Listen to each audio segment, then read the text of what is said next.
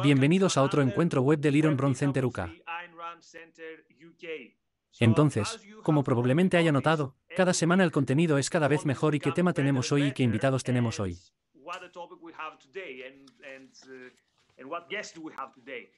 Así que hoy estamos discutiendo algunas preguntas en torno a la epistemología.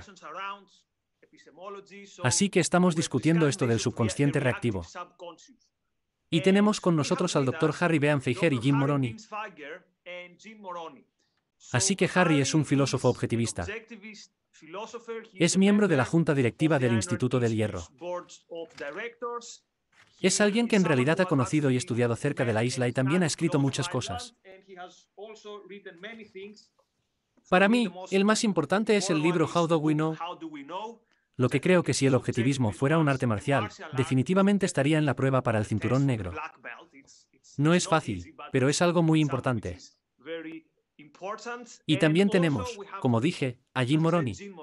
Así que Jim es presidenta de Thinking Directions y está dando ideas a las empresas sobre cómo pensar y ejecutar con mayor claridad.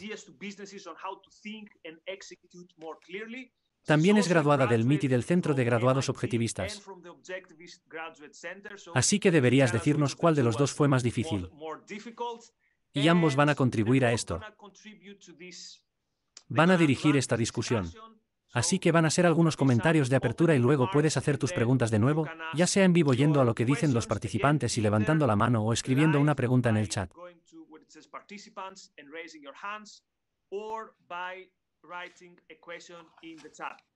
Hola Dean, muchas gracias por estar con nosotros. ¿Quién quiere empezar?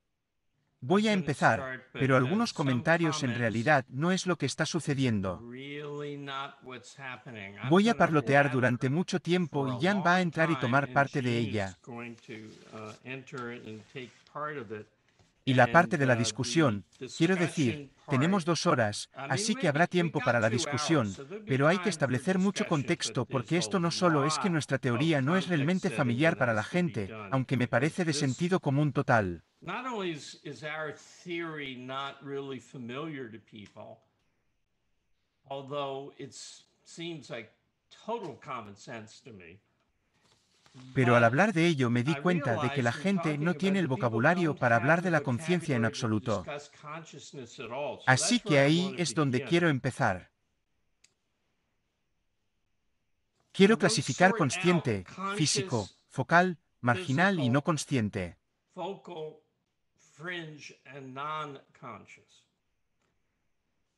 La conciencia es ambas cosas. El término conciencia se usa tanto para una facultad como para el estado de conciencia.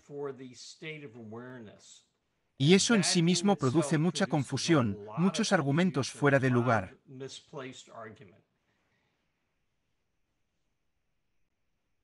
Es la diferencia entre la operación de una facultad y la facultad que opera. Entonces, por ejemplo, se podría decir que la producción en los Estados Unidos aumentó un 10% el año pasado, lo que significa que hay un 10% más de producto. O se podría decir que la producción en los Estados Unidos es mucho menor en el lado de la fabricación y más en el lado del servicio ahora. Ahí estás hablando del proceso, ¿verdad? Así que es proceso y producto. Y luego está el aparato de producción, la capacidad productiva. La conciencia se puede usar para el primer y segundo grado, es decir, para el funcionamiento de la facultad o la facultad. Creo que para los productos de la conciencia, sin embargo, no tendemos a usar la palabra consciente. Dirías contenido consciente, objetos conscientes, objetos, hechos que conoces, cosas así. Entonces, el verdadero problema es entre la facultad y el funcionamiento de la facultad. La maquinaria y las partes móviles cuando la máquina, el funcionamiento de la maquinaria, está bien.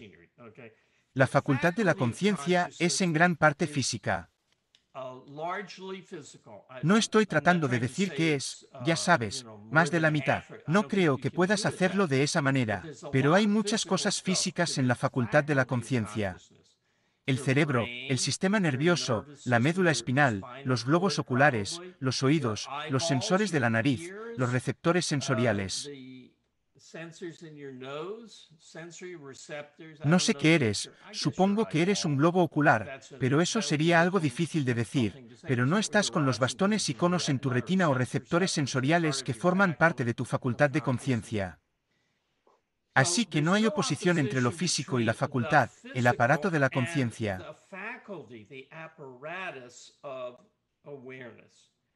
Pero hay una gran distinción entre el estado de conciencia, la conciencia consciente, sus pensamientos, sus sentimientos, sus vistas, lo que escucha, lo que prueba y lo físico.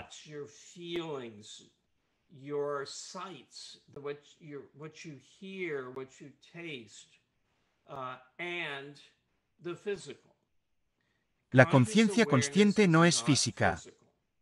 Depende de lo físico y es de lo físico. El mundo es físico. Pero en sí mismo, tu pensamiento, tu sentimiento, el dolor que sientes cuando golpeas tu pulgar con el martillo, es decir, cuando golpeas el clavo. Eso no es físico. Tiene atributos diferentes a los físicos. No está exactamente claro qué es lo físico, pero se distingue de lo consciente.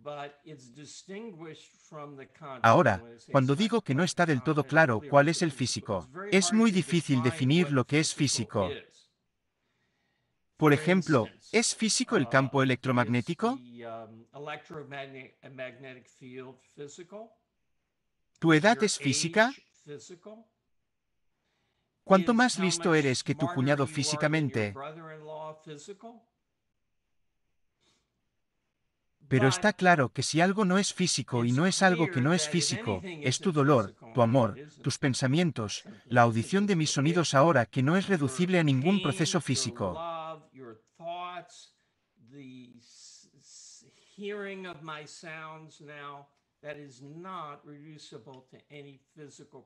Depende del proceso físico, pero no es físico en sí mismo. Eso es lo que queremos decir con lo no físico, lo mental. Lo que, por supuesto, no significa sobrenatural y místico, porque se basa en y es una expresión de, para usar un término muy vago, lo físico. Pero no es físico y es importante recordarlo cuando se llega al libre albedrío, porque el libre albedrío pertenece a las acciones de la conciencia, no a la facultad de la conciencia. Tú eliges como un acto de conciencia, no es un acto físico.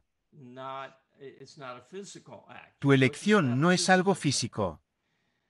Así que Ayn Rand me dijo una vez mientras escribía el libro, todas las objeciones contra el libre albedrío provienen de tomar la decisión de no ser consciente sino físico.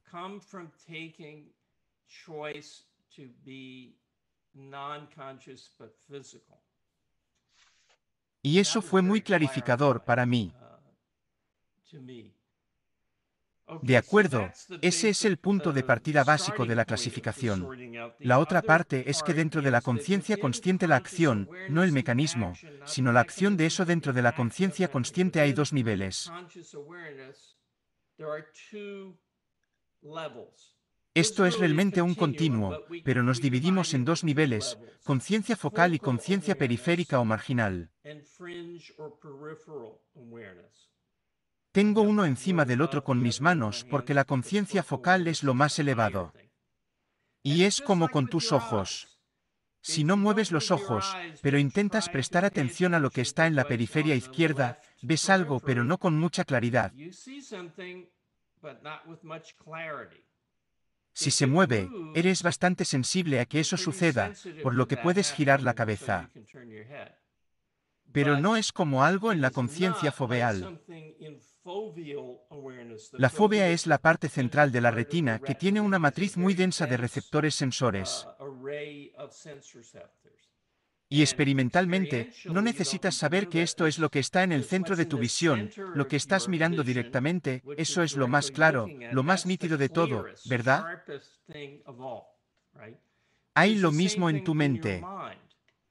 Lo que está en el centro de su atención es muy claro, pero están sucediendo cosas de las que son vagamente conscientes fuera del centro que llamamos conciencia marginal o conciencia periférica. Lee Pearson, que está en la llamada, ha enfatizado la importancia de eso para comprender el libre albedrío. for understanding free will.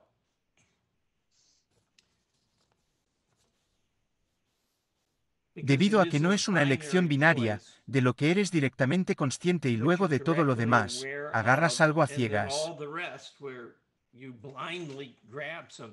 No, eso es lo que tienes claro y luego lo que está un poco menos claro, fuera de foco y lo traes a la conciencia. Lo traes a la conciencia focal. Lo siento, ya estaba en la conciencia. Pero la gran línea es entre cosas que ni siquiera llegan a los franceses. Al igual que su pensamiento de su cumpleaños número 21, su conocimiento del teorema de Pitágoras.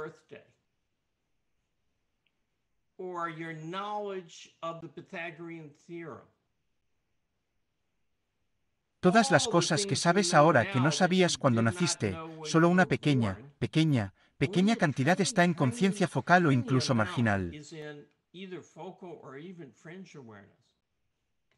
Luego llegamos a las cosas de las que no eres consciente y de las que no puedes ser consciente que están fuera de la conciencia.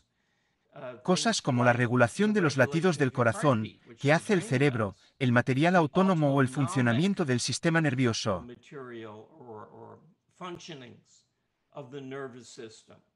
La forma en que se activan las glándulas sudoríparas cuando te pones nervioso o caliente, cómo se contraen o expanden los vasos sanguíneos de acuerdo con diversas afecciones.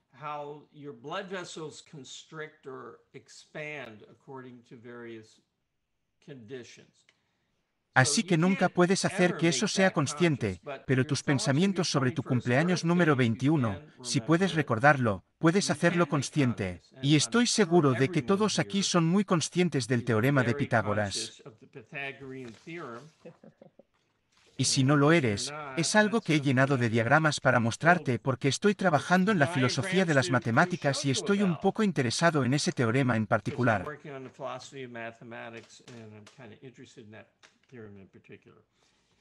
Así que obtienes la distinción. Hay algo de lo que eres claramente consciente, lo que está en el centro de tu atención, lo que progresivamente tienes menos claro, pero tienes algo de sentido, y luego lo que está fuera de la mente y luego lo que nunca va a estar en la mente porque son cosas físicas autónomas de las que ni siquiera hablamos.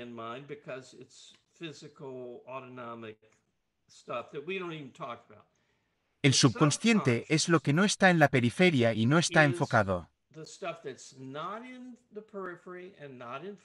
Es que no eres consciente de ello, pero podría ser, en términos generales, consciente. Eso es algo que podría suceder cuando lo que potencialmente se ha actualizado en un pensamiento se te ocurre. Se te ocurre un recuerdo. Se produce un sentimiento. Así que el subconsciente es la suma total de los contenidos de la conciencia de los que no eres consciente actualmente. No están en la conciencia marginal o focal, pero podrían volverse para que tengan acceso a que puedan activar a alguien que se les ocurra.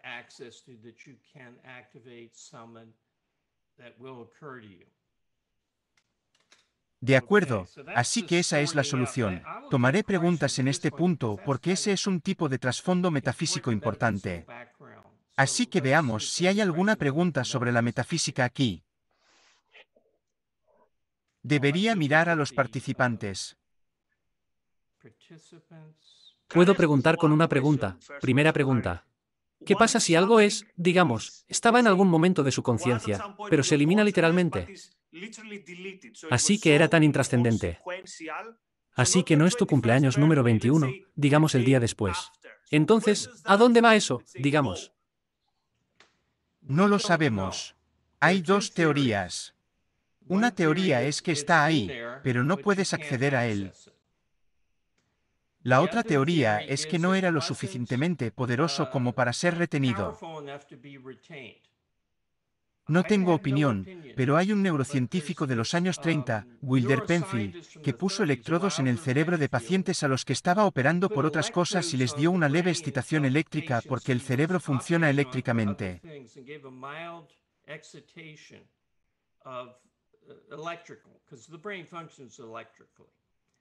Y la gente tenía experiencia. Estoy de vuelta en casa de mis padres y está lloviendo y puedo ver a mi hermano, al que no he visto en 30 años. Estoy reviviendo eso ahora. No se ha verificado que yo sepa que eso no es imaginación en lugar de recuerdo. Pero la teoría en ese momento era, oh, entonces todo ese material está ahí. Todo está en la cinta, pero solo puedes sacar aquello a lo que puedes llegar y eso es un pequeño porcentaje de eso. Así que la otra teoría es que no, tienes que preocuparte lo suficiente para que quede grabado en la estructura que te da la capacidad de volver a experimentarlo.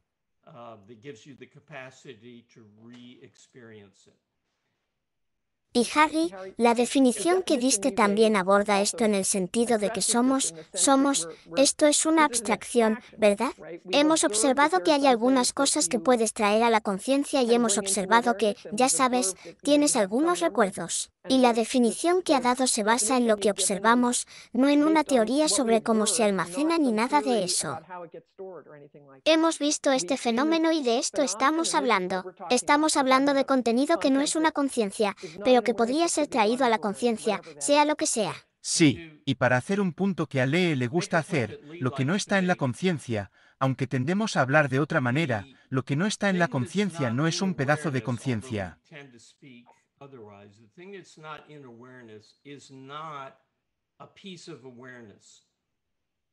Entonces, por ejemplo, si puedes imaginar la imagen de la luna llena, imagina una luna llena en tu mente.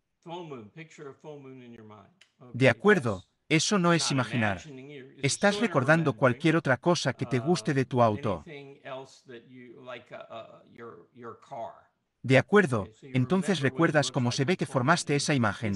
No es que una pequeña imagen de la luna o de su automóvil flotara en algún lugar debajo de la superficie de la conciencia. Más bien, había una codificación física de esa información que se puede activar para que se produzca de nuevo.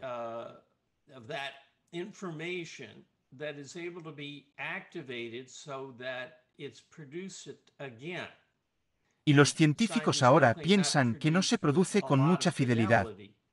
Es posible evadirlo o simplemente dejar mucho sin querer. Pero no voy a entrar en ese interesante experimento. Así que no cometas el error, porque de eso se trata toda nuestra teoría. Lo que viene ahora, no cometas el error de pensar que hay un hombrecito en ti que está pensando todos los pensamientos que podrías tener pero que no tienes actualmente. ¿Quién está recordando? ¿Quién está experimentando los millones de recuerdos que tienes y te enviará uno si lo presionan?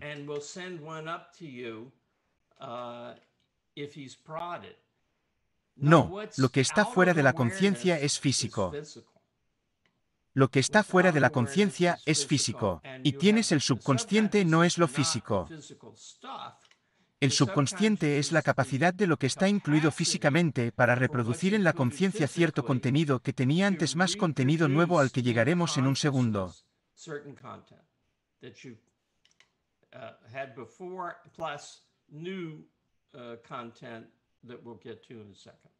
Y por ti física, ¿quieres decir que no es consciente de cómo circula tu sangre, digamos?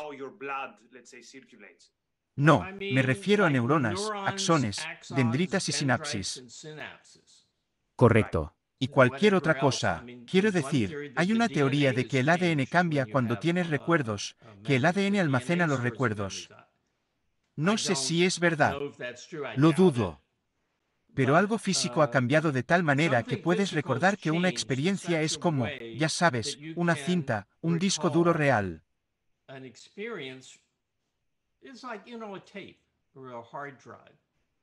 El subconsciente no es lo físico.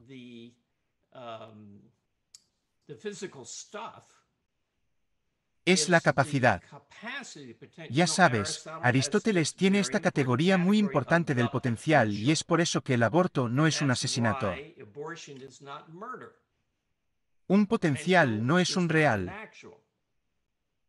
El subconsciente es el potencial de la capacidad de volver a experimentar o hacer que se te ocurran cosas. capacity to re-experience or have things occur to you. Porque nosotros, la observación que tenemos es que hay cosas que sabemos que no están en nuestra conciencia.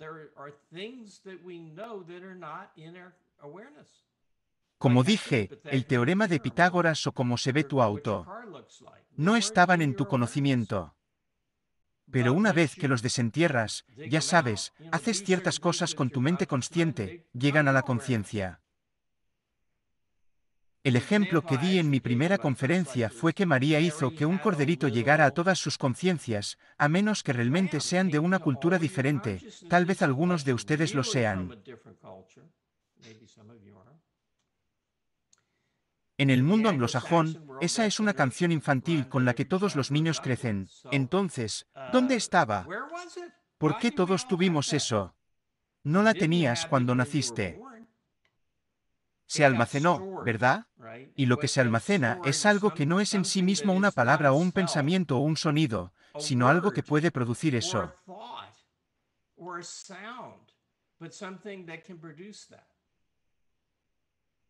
De acuerdo. Mencionaste a Lee. ¿Cómo tomamos una pregunta en vivo de Lee porque tiene la mano en alto? ¿Oh, lo hace? Sí. De acuerdo, adelante, lee. ¿Estás mudo por alguna razón? No, ahora está sin silenciar. No lo estamos oyendo. Lee, no puedo oírte. De acuerdo, seguiremos. De acuerdo, ¿y lo arreglarás? De acuerdo. De acuerdo. Me gustaría llegar a la teoría. Muy bien, pasemos a la teoría. Aquellos de ustedes que han hecho preguntas, no se preocupen, las responderemos tarde o temprano. Si no en esta vida, en la vida venidera. Entonces, ¿cuál es nuestra teoría? ¿Qué es? Nuestra teoría es que el subconsciente es reactivo, no activo. Reactivo no es la palabra perfecta, pero hay muchas teorías y Ayn Rand se sintió atraída por ellas y su lenguaje sugiere que estaba de acuerdo con ellas.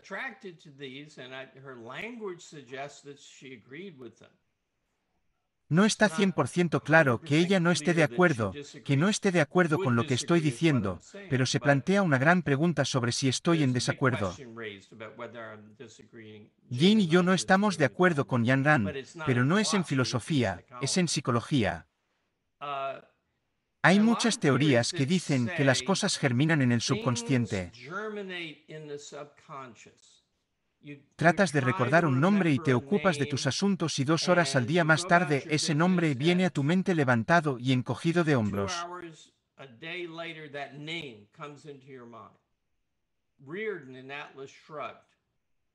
Se me ocurrió la idea de combinar la armadura y el arco de una manera que resolviera el problema de la mejor manera de usar la raíz y el metal para un puente.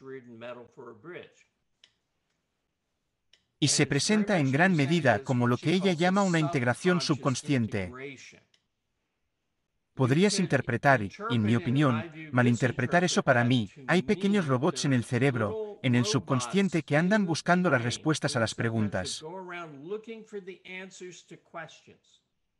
Al igual que los rastreadores web que indexan cosas, que buscan respuestas a preguntas o respuestas potenciales. Y cuando encuentran uno, lo envían a la conciencia. Ahora, todos los que sostienen este punto de vista reconocen que puede estar equivocado. No es la palabra de Dios.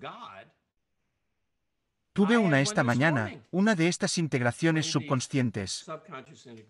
Pero vamos a decir que eso no se debe a ningún tipo de proceso activo que tenga lugar mientras no estás usando tu subconsciente.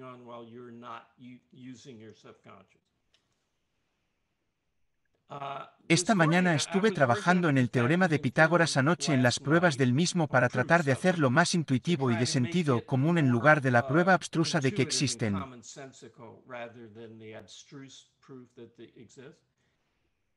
Y me desperté pensando, usa 3 dimensiones.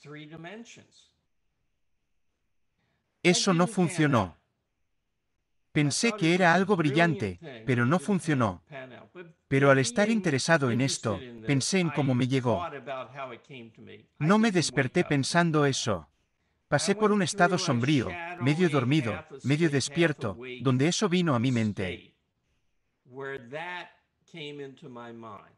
Así que estaba despierto, pero no del todo y no dirigía mi mente. Solo estaba navegando. Sabes que es como si toda tu conciencia fuera una conciencia marginal antes de que realmente lo seas. No estoy seguro de que sea exacto, pero es algo diferente al enfoque cognitivo de la semana. Pero básicamente todas las cosas normales que suceden, como las emociones y los nuevos pensamientos que tienes, que no tienen que estar combinando la confianza y el arco, solo oye, ¿por qué no cenamos indio?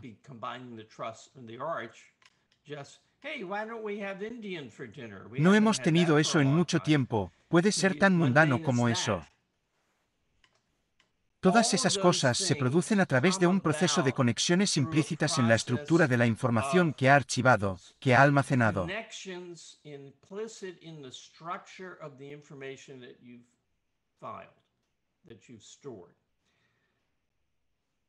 Además de lo que es la estimulación, ¿verdad? Además de lo que esté sucediendo en ese momento en el mundo y en ti. Sí. La conciencia consciente.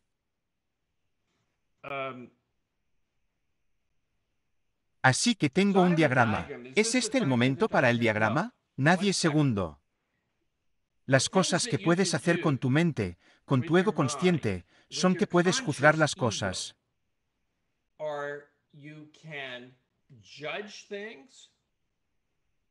Sí o no. Puedes archivar cosas, puedes almacenarlas viendo algo con claridad y decidiéndolo, juzgando que es importante.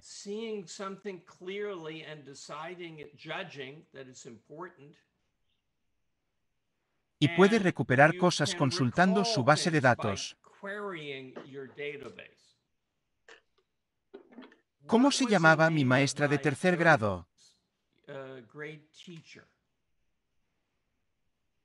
Creo que empezó con una B. Déjame probar B, A, B, B, no.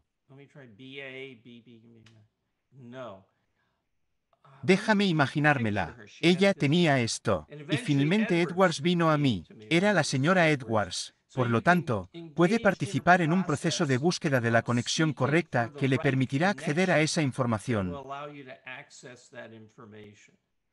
Así que piensas en ello como poner cosas en la memoria, sacarlas de la memoria con un propósito.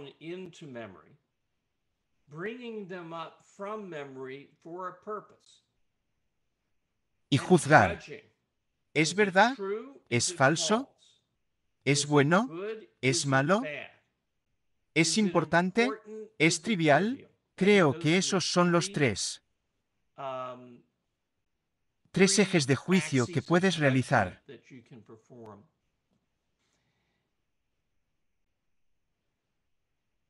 Voy a hablar en un minuto sobre los valores, pero quiero juntar esto con un diagrama y aquellos de ustedes que no están en vídeo en Zoom tendrán problemas.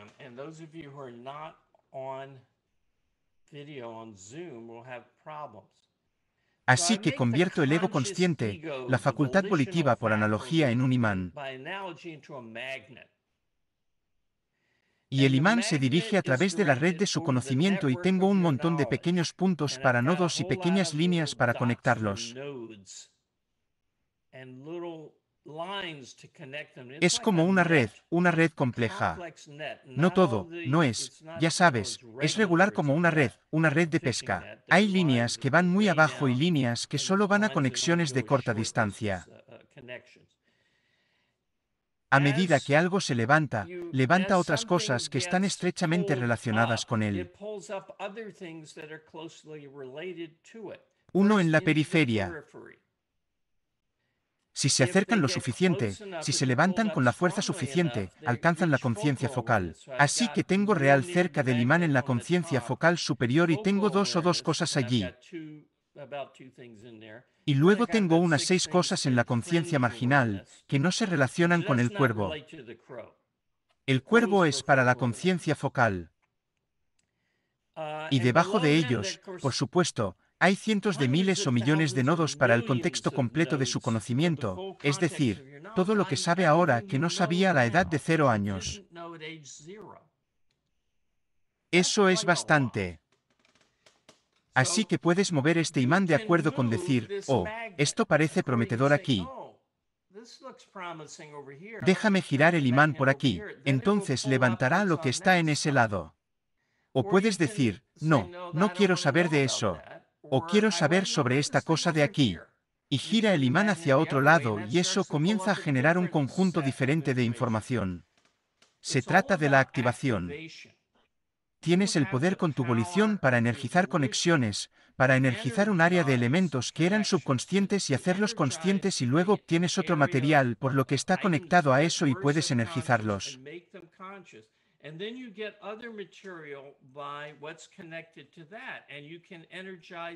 Digamos, hablando de energía, ¿qué tal el petróleo móvil? ¿Eso todavía existe? ¿Y qué hay de móvil y móvil? ¿Tienen alguna conexión? Puedes ir por cualquier lado. Sabes, esa no es una forma lógica, pero puedes ir por cualquier camino que tus valores, tus metas den la energía para ir.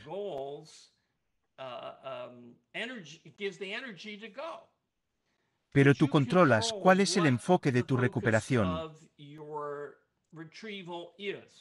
Ahora, debido a que las cosas están en una red, no solo extraes hechos aislados. ¿Cuál es la capital de Virginia? Richmond.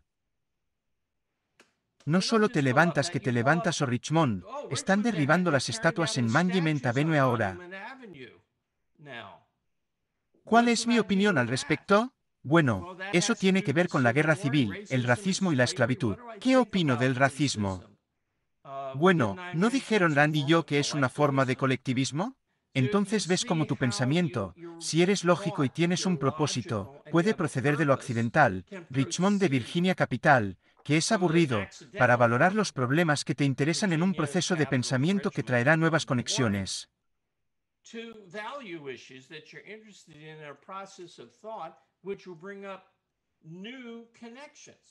Así que se te ocurrirán nuevas ideas porque estás sacando hechos activadores que están unidos a hechos que están unidos a hechos en los que nunca has puesto los tres juntos.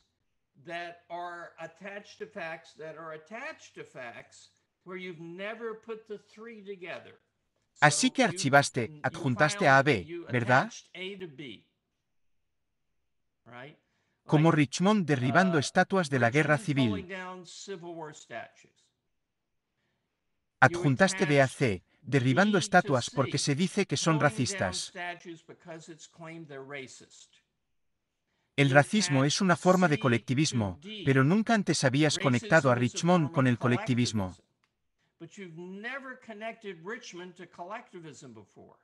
Pero ahora puedes ver, hay una marea de colectivismo.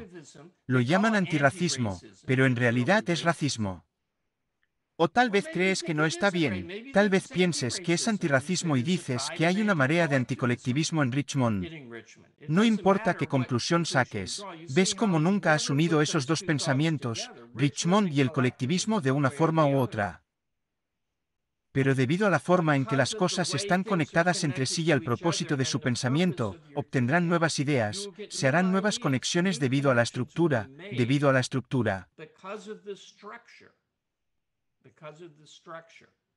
Mientras que, por ejemplo, yo no iría de Richmond a Marshmallow.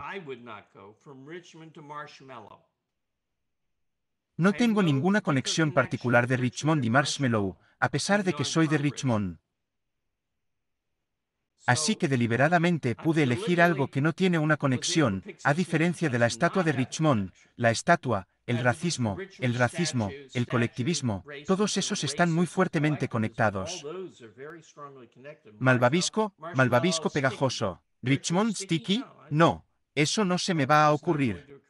Entonces, la estructura, lo que Ayn Rand llama integración subconsciente, está cosechando las recompensas de una estructura que produce conexiones novedosas, creativas y fértiles.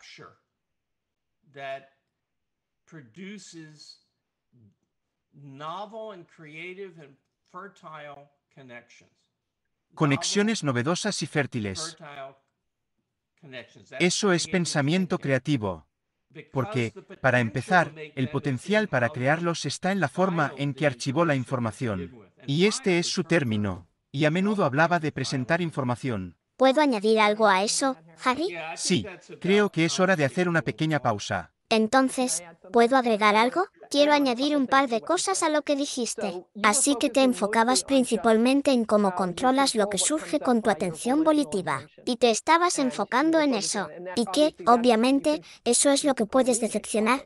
También hace que lo que dirijas tu atención sea algo que ya está al margen de la conciencia y así es como puedes seguir estas pistas. Pero solo quiero señalar que lo que está activando las cosas desde el subconsciente no es solo que usted está dirigiendo su atención focal. También hay todos los datos de los sentidos, ¿verdad? Así que si lo están, si sus ojos están abiertos y sus oídos no, ya saben, cerrados, están recibiendo información y eso va a tener un impacto en lo que se activa. Y hay alguna evidencia y esto se basa esto es básicamente la teoría de la activación de la memoria que obtuve cuando estaba en la Universidad Carnegie Mellon. Había mucha gente que lo creía en ese momento. Creo que todavía está bastante bien de acuerdo. Y que la activación en realidad podría ocurrir hasta cierto punto antes de que llegue a los márgenes de la conciencia. Así que en realidad puedes tener cosas que están en el subconsciente que de alguna manera están activadas, pero ni siquiera en los márgenes de la conciencia, y sin embargo eso va a afectar si pueden aparecer en los márgenes de la conciencia. Sí, son los nodos aquí que están justo debajo que están conectados. Tienen muchas conexiones con las cosas en la conciencia. Bien, y la forma en que lo pienso es que cuando activas una cosa, cualquier cosa relacionada con ella sube en su nivel de activación, pero tienes que estar por encima de un umbral para estar en conciencia focal y luego un umbral más bajo para estar en la franja de conciencia. Pero también puedes tener alguna activación y no estar en conciencia en absoluto. Facebook me ha enviado un mensaje de un amigo de Facebook. ¿Podría añadir un elemento a esta pregunta que nos ha llegado de Facebook? En realidad de un amigo de Facebook podría añadir. Él dice, ¿cómo es el proceso cuando cosas como la música o yo diría que incluso un olor evoca recuerdos en el subconsciente e incluso puede hacerte recordar cosas que tal vez pensaste que olvidaste? Correcto. Entonces, ¿cómo funciona esto en la realidad mental física? Bueno, Supongo que no estoy seguro de cuál es la pregunta. Quiero decir, se dispara si es así en realidad. déjame decirte eso. La cuestión de los valores. Hay un fenómeno llamado activación, que es la clara conciencia de que una energía se suma a todo lo que está conectado a ella.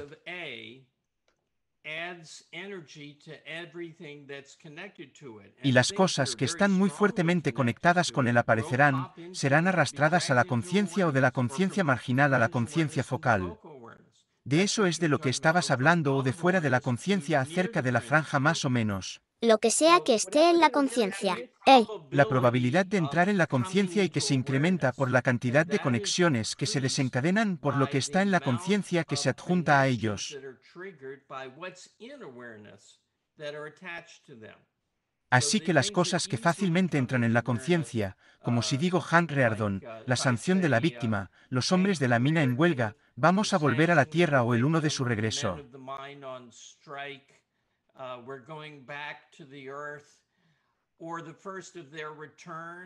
La rebelión de Atlas está en la mente de todos, espero porque hay tantos, no dije la rebelión de Atlas, pero hay tantas conexiones con lo que está en la conciencia que no puede no estar en la conciencia.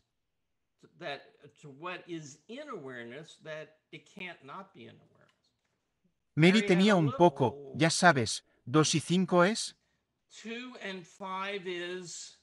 7. Simplemente no puedes no escuchar a Seven. Se ha activado. Se ha activado. Gracias, Gene. Entonces, Permítame añadir otra cosa al respecto, porque esto es realmente importante. Entonces, en lo que está su atención se activará, agregará activación. Lo que viene de la conciencia sensorial agregará activación. Y lo tercero y crítico son los objetivos que tienes en mente.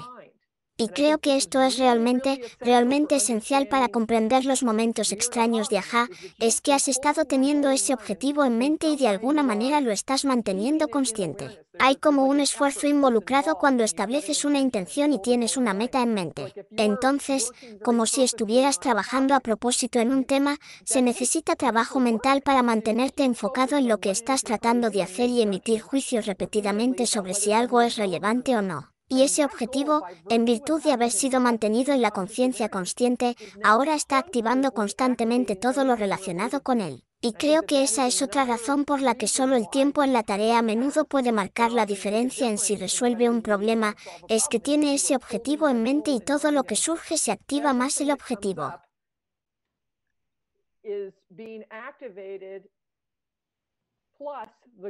Entonces, cualquier cosa que conecte el objetivo con cualquier idea aleatoria que surja en realidad también se activará con el tiempo. ¿Estaba claro, Harry? Sí, eso creo.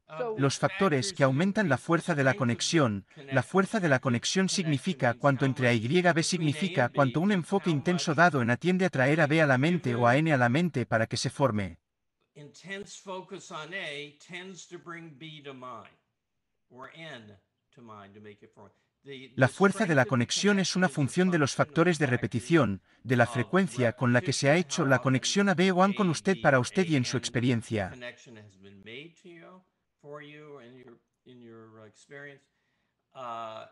Cuán emocionalmente importante es el valor que está conectado, cuán recientemente A y N han estado juntos en su mente y vistos como conectados. ¿Y cuál es el otro factor que he olvidado?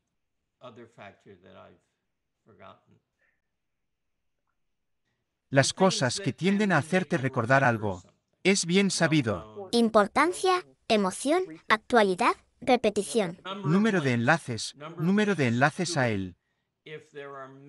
Si A se une a B, Y, C y ellos se unen, C se une a N, Y, A se une a K, Y, X, Y, X se une a N, Y, A se une a P, Y, P se une a N, es mucho más probable que un ser desencadenado, un ser en conciencia, levante N que si hubiera solo un vínculo de este tipo.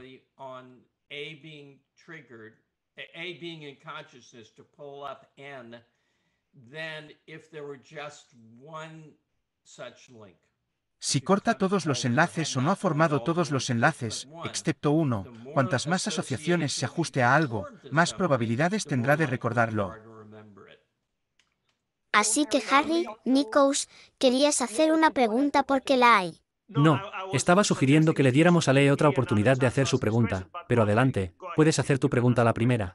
Así que solo hay una cosa que creo que tal vez tengamos que decir para empaquetar esto, que es la importancia de los valores y conceptos en la estructura, porque lo que acabas de describir, Harry, se parece más a la conexión de tipo de asociación. Pero creo que los valores y los conceptos realmente estructuran la información en el subconsciente de una manera que es importante y afecta radicalmente la forma en que se levantan las cosas. Ahora, Harry, estás mudo. Creo que tengo una campana sonando. ¿Están otras personas escuchando esa campana? Sí. Creo que es una llamada de Skype que no espero recibir. De todos modos, se ha ido. Sí, dejemos que Lee entre desde su punto de vista. Adelante, Lee. Estás en YouTube. Muchas gracias. Bueno, en primer lugar, Terry, esta es la mejor presentación de este tema que te he oído dar, esta presentación. Y vine aquí cargado de oso porque lo estaba, ya sabes, pero ahora tengo que dispararle a un conejo porque no lo tengo. Porque has enfatizado mucho que juzgar y archivar y algunas otras cosas eran volitivas.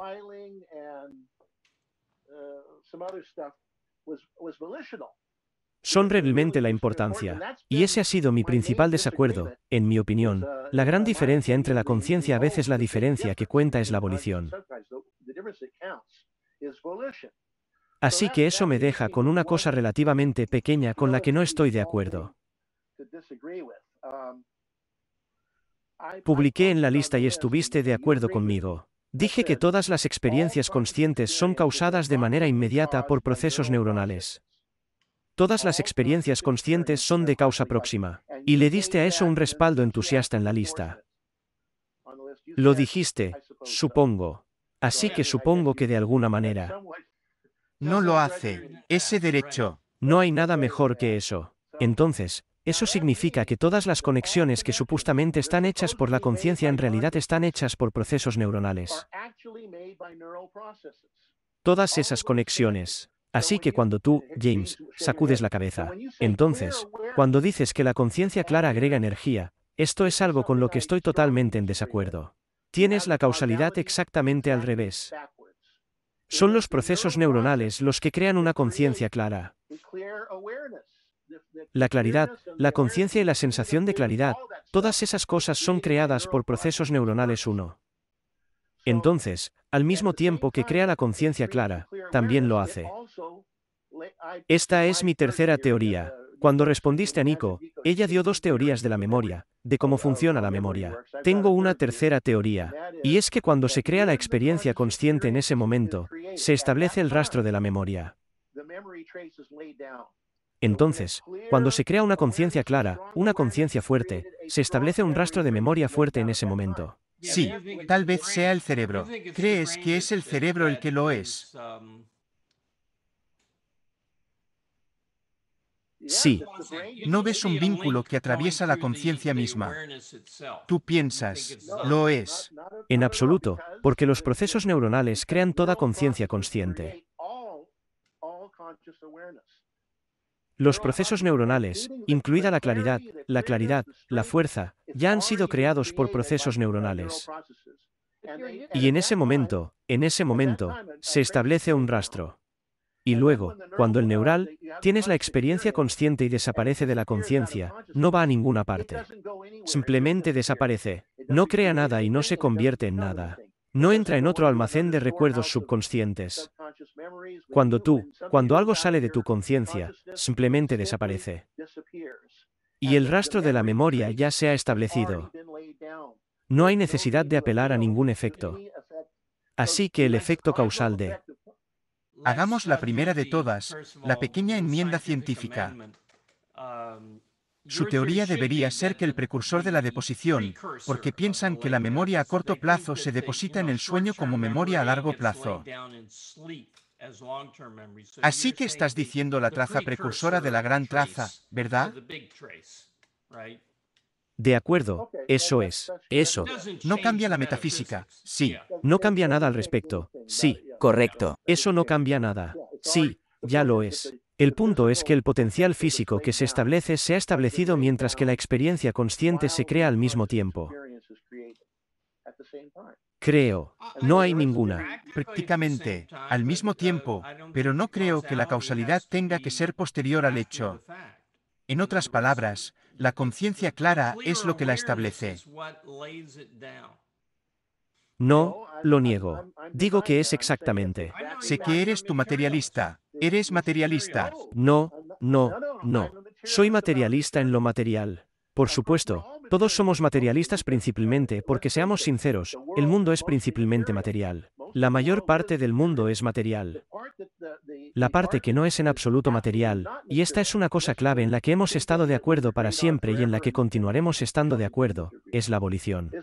¿Volición? Sí. El hecho de que, sí, la abolición no es un proceso material y tiene todos los efectos que enumeraste son los efectos de la abolición. Por cierto, quiero recomendar algo con respecto a la metáfora magnética. No está mal, pero en realidad creo que la mejor que está más en línea con la neurología es si investigas lo que el neuropsicólogo Bernard Bars, B-A-A-R-S, tiene que decir sobre lo que él llama el espacio de trabajo global. El espacio de trabajo global se concibe como una red neuronal. No es necesariamente una estructura, es una unidad funcional en el cerebro que se conecta a todas las demás partes del cerebro que puede y extrae cosas de él de la manera que estaba describiendo, más o menos. El único problema con Bernard Bars es que no lo hace, odia la abolición. Sí. Quiero decir, odia el libre albedrío. Está de acuerdo con la abolición como no libre, pero odia el libre albedrío. Así que eso, ya sabes, destruye esta teoría como teoría de la conciencia. Pero es una teoría de la, como una descripción de los procesos neuronales subyacentes. Es bonito, es bastante bueno, y recomiendo investigarlo. Lo has recomendado y no lo he leído, pero me interesa hacerlo. Quiere decirme que estoy totalmente equivocado aquí, así que vamos. No. Pero puedo decírtelo. De acuerdo. Él y yo estamos de acuerdo en que la abolición es el elemento dominante y no se puede borrar ni reducir a la materia.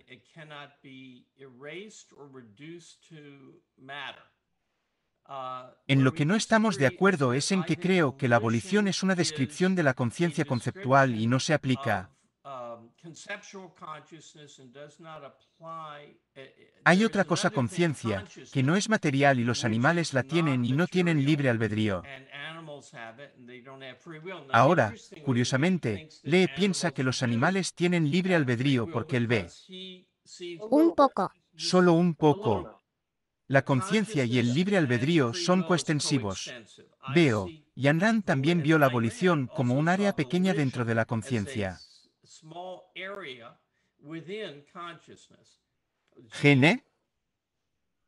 Gene, esa es tu señal. ¿Esa es mi señal? Bueno, quiero decir, no lo sé. Creo que simplemente no estamos de acuerdo aquí porque el hecho de que exista, creemos que asumimos que hay un componente cerebral en las acciones conscientes no significa que pensemos que básicamente la conciencia es un epifenómeno, que es básicamente lo que creo que Lee está diciendo. Pero no dije eso. Pero esencialmente estás diciendo que es un factor causal, pero creo que deberíamos seguir. Sí, puedo sugerirlo. Eso está mal. Tal vez algunos de nuestros participantes no son 100% capaces de seguir este desacuerdo, aunque es muy interesante. Así que, Harry, ¿quieres seguir o te haremos un par de preguntas más? Voy a tomar un par de preguntas de verificación. Ashley Roy dice, ¿es el genio literal, en gran medida una función de cuántas conexiones puede hacer y en cuántos niveles puede hacerlas y su facilidad para tratarlas de manera productiva a propósito?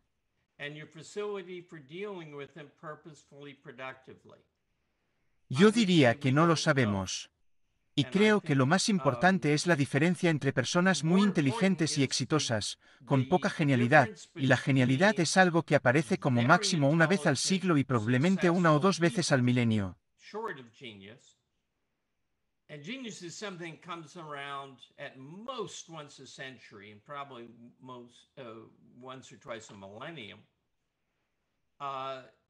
La diferencia de que nosotros estamos dentro de nuestro alcance, ya sabes, no lo súper extraordinario es un problema de cuánto lo intentas y cuánto tiempo lo intentaste cuando eras niño.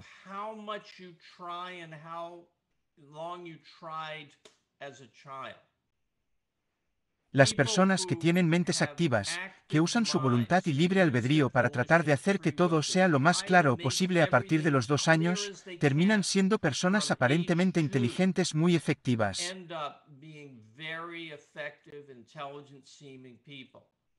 Las personas que son como la mayoría de las personas dejan que las cosas fluyan a través de su conciencia. Oh, mira eso y luego mira eso. No crezcas para ser personas inteligentes y aparentes. Ese es mi entendimiento.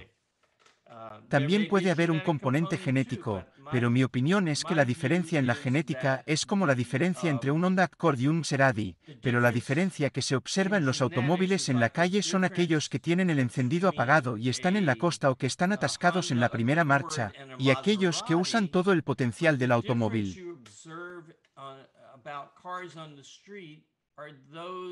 That have their ignition switched off and are coasting, or which are stuck in first gear, and those that use the entire potentiality of the car. No se sostiene completamente. Una mejor es una analogía muscular que sí, probablemente haya una diferencia entre la musculatura alcanzable por la persona con los mejores genes para desarrollar músculo y la persona promedio.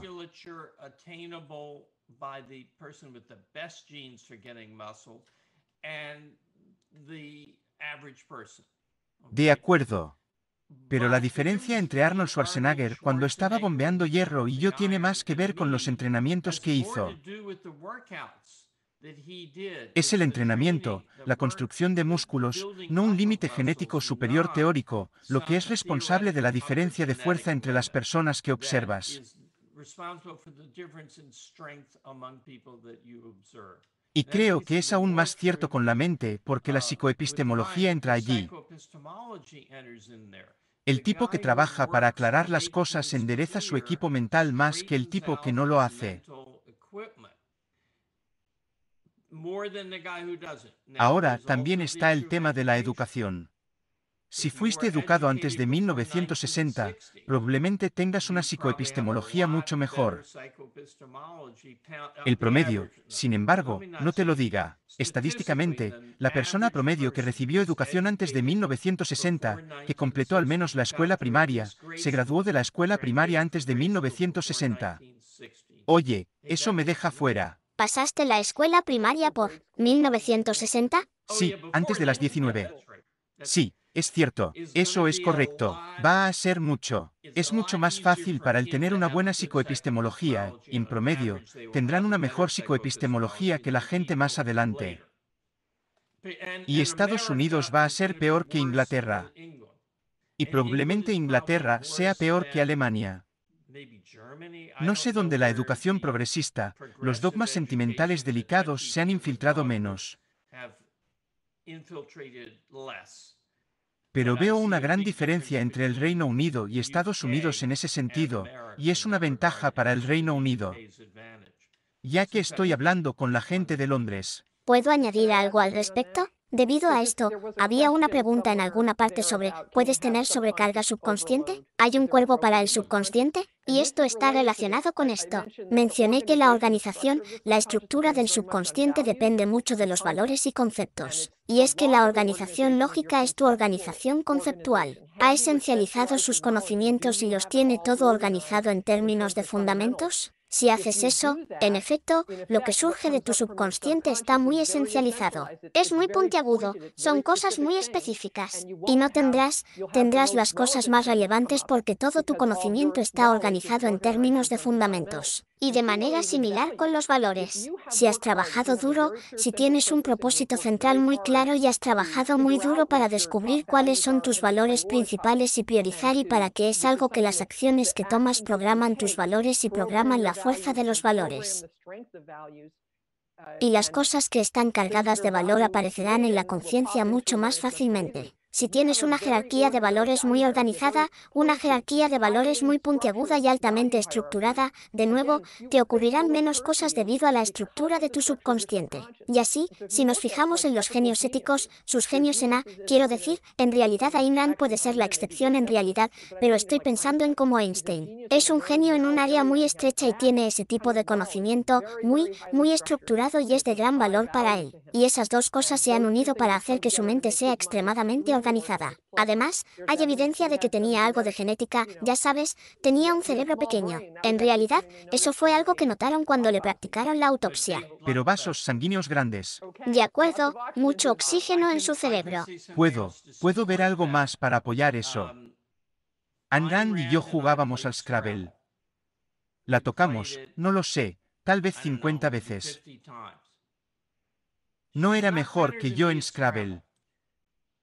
Scrabble es un juego de palabras, si no lo sabes, en el que intentas organizar fichas con las letras en ellas en una especie de patrón de crucigrama.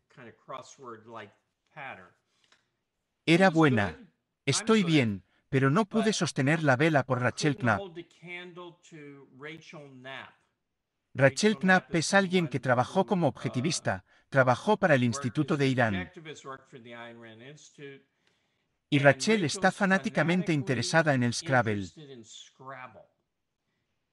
Jugué un juego en línea con Rachel y lo dejé después de 3 movimientos porque después... Normalmente un juego es de unos 15 movimientos. Después de 3 movimientos, ella estaba donde esperaba estar al final del juego. Su puntuación ya estaba en las 3 centenas, lo que suele ser suficiente para ganar un juego. Así que dejé de jugar. No podía competir con ella. Personas que son genios del Scrabble. Toma, te daré la razón. Le pregunté a Rachel una vez, ¿has memorizado todas las palabras de 3 letras? Porque he memorizado todas las palabras de 2 letras. Realmente necesitas saber esas palabras de 2 letras. ¿Has memorizado todas las palabras de 3 letras? Y ella dijo que sí. ¿Y todas las palabras de 4 letras? ¿Y todas las palabras de 5 letras? ¿Y todas las palabras de 7 letras? No querrás jugar una palabra de 6 letras por varias razones. Todas las palabras de 7 letras. Y desde entonces creo que ha pasado a las palabras de 8 letras, tal vez más allá. Así que no es ningún misterio porque ella podría vencer a cualquiera.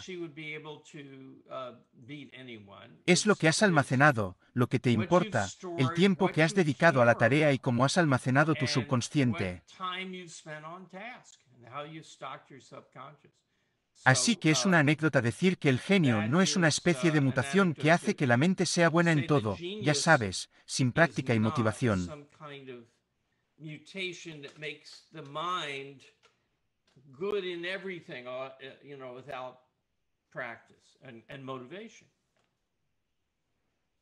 De acuerdo, Gene, creo que deberíamos pasar a algunos de los puntos importantes, uno de ellos es el tuyo.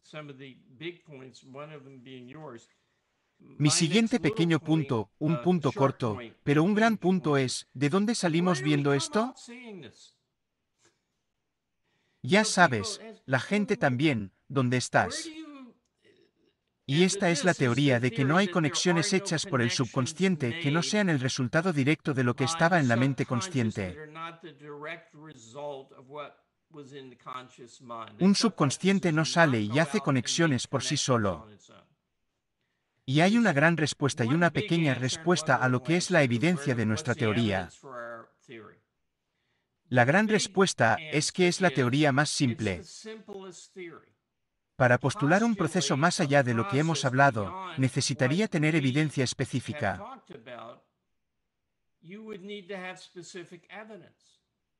Necesitarías tener cosas que la hipótesis más simple no puede explicar.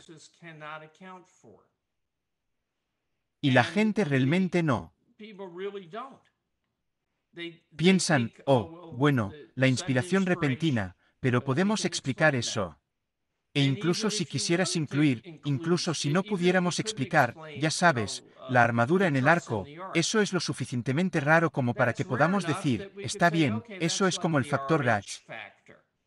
Es una complicación, una pequeña cosa derivada que a veces le sucede a algunas personas. Pero básicamente lo que decimos es cómo funcionas día a día todo el tiempo. No nos refutaría. Y no hay evidencia de que un hombrecito en el cerebro salga y encuentre cosas para ti y haga cosas por ti que en realidad un cerebro no podría hacer, que una conciencia tendría que hacer.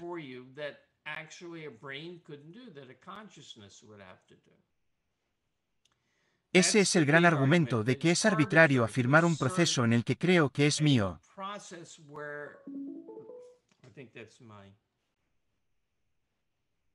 Paremos. De acuerdo, es arbitrario afirmar un factor que no lo es un factor extra que no es necesario para explicar lo que está sucediendo.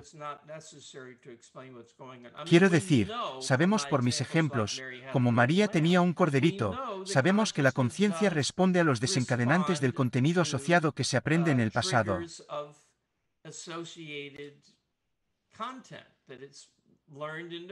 Sabemos que repetir una y otra vez algo tiende a arreglarlo en tu memoria. No es una hipótesis, sino que hay procesos que no conoces que están haciendo conexiones por ti. Necesitas pruebas adicionales para eso. Es arbitrario sin pruebas adicionales. La otra cosa más pequeña es que se integra.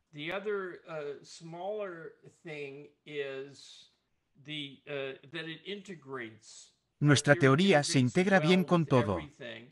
Y parece que cualquier otra teoría tendría que postular una conciencia no consciente, tendría que postular un yo separado en el cerebro que puede juzgar las cosas.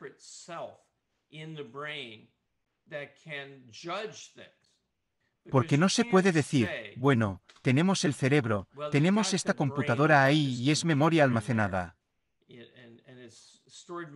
Y luego está esta pequeña entidad que sale mientras duermes y busca cosas relevantes para traer a tu mente. Entonces, cuando te despiertas, se ha ido y ha mirado a todas las demás neuronas. Esta es una buena neurona para traer. No puede hacer eso. Las neuronas no pueden decidir que otras neuronas almacenan información relevante, útil o de cualquier tipo. Es solo una cuestión de que tan bien unidos están. Es eléctrico, electroquímico. No es lógico. Y esa es la diferencia entre lo físico y lo psicológico. Como lo que era mí. ¿Qué dije de Richmond?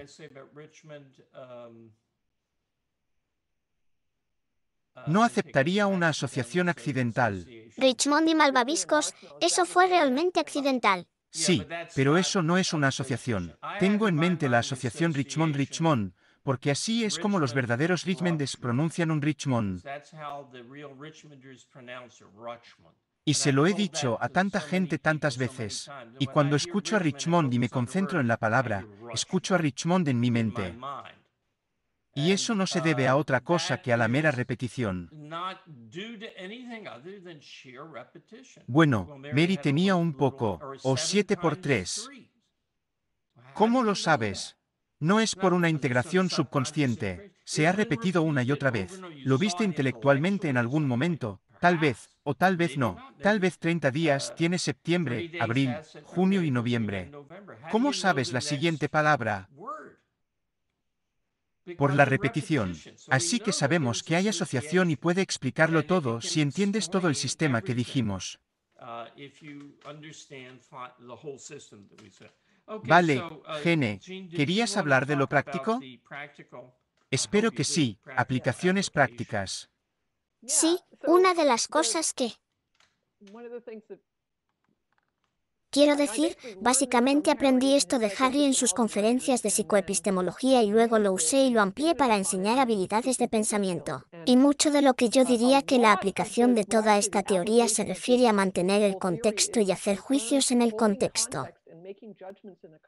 Así que solo quiero decir unas palabras sobre eso. Lo primero, esto es algo de lo que no hemos hablado, pero quiero asegurarme de que quede claro. Cuando juzgas que algo es bueno o que algo es cierto, lo estás haciendo en el contexto que está activado actualmente. Esto lo voy a decir basándome en nuestra teoría, ¿verdad? Entonces, por ejemplo, si dices que alguien te preguntó, ¿te gustaría cenar el viernes por la noche? Y actualmente no recuerdas nada de lo que hiciste el viernes por la noche. No crees que haya nada en la agenda y quieres tenerlo, ¿te gustaría hacerlo? Podrías decir que sí, y luego ve a mirar tu calendario. Esto me ha pasado a mí. Miré mi calendario y me di cuenta de que iba a estar en otra ciudad. Es verdad, no tengo nada en el calendario el viernes por la noche, pero voy a estar en otra ciudad. No puedo cenar el viernes por la noche. Y el punto es que obtuve un sí en un contexto que no incluía el contexto completo de conocimiento que necesitaba para hacer ese juicio. Y, por supuesto, el error número 1 en la lógica es dejar de lado el contexto. Es necesario mantener el contexto completo para llegar a una conclusión. Y lo que esta teoría del subconsciente reactivo, realmente encaja con la idea de que necesitas activar el contexto apropiado. Y necesitas hacer eso para que tu juicio sea objetivo, básicamente. Así que solo 3 casos en los que esto surge cuando se trata de motivación. Creo que estos son los casos más fáciles de entender. Los casos, y hablo mucho de productividad, así que es como en mi clase sobre hacer lo que más importa. Hay momentos en los que sabes exactamente lo que debes hacer y simplemente no tienes ganas de hacerlo, ¿verdad? ¿Qué haces en esa situación? Bueno, lo que necesitas hacer es activar el contexto de valor. Tienes que recordar cuáles son los valores en juego y usar esos valores para activar la motivación que te hará querer hacerlo. Y eso es, ya sabes, superar la inercia. Hay un proceso definido para hacer eso que implica decir, bueno, pensé que se suponía que debía hacer esto. Debe haber habido alguna razón. ¿Cuál fue la razón? ¿Cuál era el valor? Cuando te pones en contacto con los valores, también activas todas las emociones en torno a eso y tu otro conocimiento sobre ese tipo de cosas. Hay básicamente 3 problemas motivacionales básicos. Sabes lo que quieres hacer, pero no tienes ganas. Sabes lo que deberías estar haciendo, pero tienes ganas de hacer otra cosa. Estás tentado de hacerlo. Así que a veces es como si estuvieras bajando la pendiente resbaladiza y sigues haciendo algo porque tiene mucha motivación detrás. Y tú no crees que sea lo correcto. Bueno, ¿qué haces en esa situación? De nuevo, tienes que ser capaz de hacerlo. Uso. Eso. 1. ¿Qué era el número 2? La primera fue que no tienes ganas de hacerlo. El segundo fue que ¿Qué es inercia? Este es el caso de la tentación donde hay algo. tú tienes ganas de hacer otra cosa. Tienes ganas de hacer otra cosa, ¿verdad? Y de nuevo, lo que realmente necesita hacer aquí es activar el contexto completo de los valores. La solución básica aquí es dar lo contrario, dar a ambas partes una audiencia justa, dar a la motivación contraria una audiencia justa porque una parte de ti piensa que deberías estar haciendo esto, una parte de ti quiere estar haciendo eso. Y lo que necesita hacer es activar realmente toda esa información y luego extraer los valores y hacer un juicio sobre qué valor es más importante en este contexto. A veces, lo que estás tentado a hacer resulta ser más importante. A veces no lo es. Pero la forma de resolver este problema es activando el contexto completo utilizando el tipo de cosas de las que hemos estado hablando. Y luego el tercer caso es el caso de la resistencia en el que tienes aversión a hacer lo que crees que deberías estar haciendo. Y este es un caso algo diferente porque, bueno, en primer lugar, aún necesita darle a la motivación contraria una audiencia justa. Pero lo que puede suceder en este caso, en realidad está un poco fuera de tema. Cuando sientes una tremenda aversión a hacer algo que crees que es bueno para ti, significa que está sucediendo algo más que de alguna manera has archivado como malo para ti. Y eso significa que hay un análisis adicional que debe llevarse a cabo y la forma en que lo haces, la forma en que haces ese análisis es volviendo a la introspección. ¿Por qué creo que esto sería malo para mí? ¿Qué es lo malo que creo que pasaría? Sientes aversión a algo que, si das este paso, crees que va a ser malo para ti. Bueno, ¿qué es eso y dónde está el error lógico allí? Es al levantar las cosas que están conectadas con los sentimientos que estás teniendo que eventualmente puedes desenredar y encontrar que hay una contradicción en alguna parte. Si piensas que... Vas un poco rápido. Quiero repartirlo para la gente. Bien. Gente. Una alternativa al subconsciente reactivo es un subconsciente pasivo que bueno, mi subconsciente me está haciendo sentir mal hoy. Mi subconsciente, si usaras ese lenguaje. No tengo ganas de hacer esto o lo haré, pero realmente quiero hacer esta otra cosa. Esto es, ya sabes, y eso es todo. Lo siento. De acuerdo. Y la tercera es, oh Dios, no quiero hacer eso.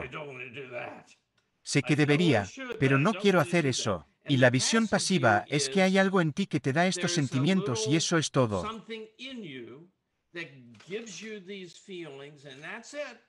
Sí, esa es la motivación que tengo. ¡Ay de mí! Sí, soy una víctima. No quiero hacerlo. Ojalá quisiera hacerlo, pero no quiero hacerlo. Y eso es todo.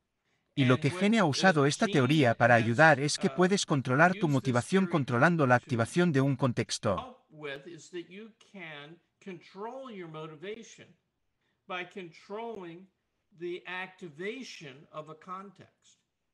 Así que esta teoría se trata de activar el contexto. Sí. Y para ser claros, no es que solo actives el contexto correcto, es que tomas en serio el hecho de que hay conexiones que están causando la motivación que estás teniendo y que necesitas entenderlo porque hay una contradicción en alguna parte. Y entonces lo tomas en serio y no solo lo haces, es algo que pones y es algo que puedes cambiar y reintegrar mediante nuevos juicios y evaluaciones conscientes. Pero esto es distinto de la idea objetivista más antigua de que, dado que sus emociones provienen de evaluaciones subconscientes, si cambia sus evaluaciones, eso cambiará su emoción. Por ejemplo, crees que ese tipo no es bueno. Y luego aprendes, o no, él es bueno. Pero aún tienes la emoción de que no me gusta ese tipo, y puedes, ya sabes, convencerte de que él es bueno y que tu emoción estaba equivocada y cambiar esa premisa, correcta, durante un periodo de tiempo. Pero ese es un modelo muy abstracto y un tanto engañoso. Estás hablando de algo diferente, de tener que tener una red, no solo una premisa, una evaluación aislada. ¿Y puedes explicarlo un poco más? Sí, voy a tratar de decir algo corto y con suerte no demasiado confuso. Así que mi opinión es que lo que realmente importa son los valores y la claridad sobre los valores y también sobre las amenazas. Básicamente, sus emociones son, algunas emociones se basan en amenazas y algunas emociones se basan en valores. Y si puedes tener claros los valores en juego, por en juego quiero decir que tu acción en este momento va a determinar si obtienes este valor o no. Y ese es un subconjunto de todos sus valores porque no todo está en juego en un momento dado. Si puede aclarar eso e ir tras el valor, puede ordenar estas cosas y, en efecto, reintegrar su jerarquía de valores. Y eso es lo que realmente haces para lo que solía llamarse cambiar las premisas. Creo que en realidad está enderezando tu jerarquía de valores. Y en realidad es mucho más fácil si intentas hacerlo en términos de cambiar las premisas. Aquí es donde obtienes 20 años de terapia que no va a ninguna parte porque no es a nivel intelectual que existe el problema. Existe a nivel de valores. Es la estructura de valores la que necesita ser reorganizada. O al menos esa es mi opinión. Sí, y la red que mostré que lo que se deja de lado o no se enfatiza es que cada una de las notas tiene una carga de valor.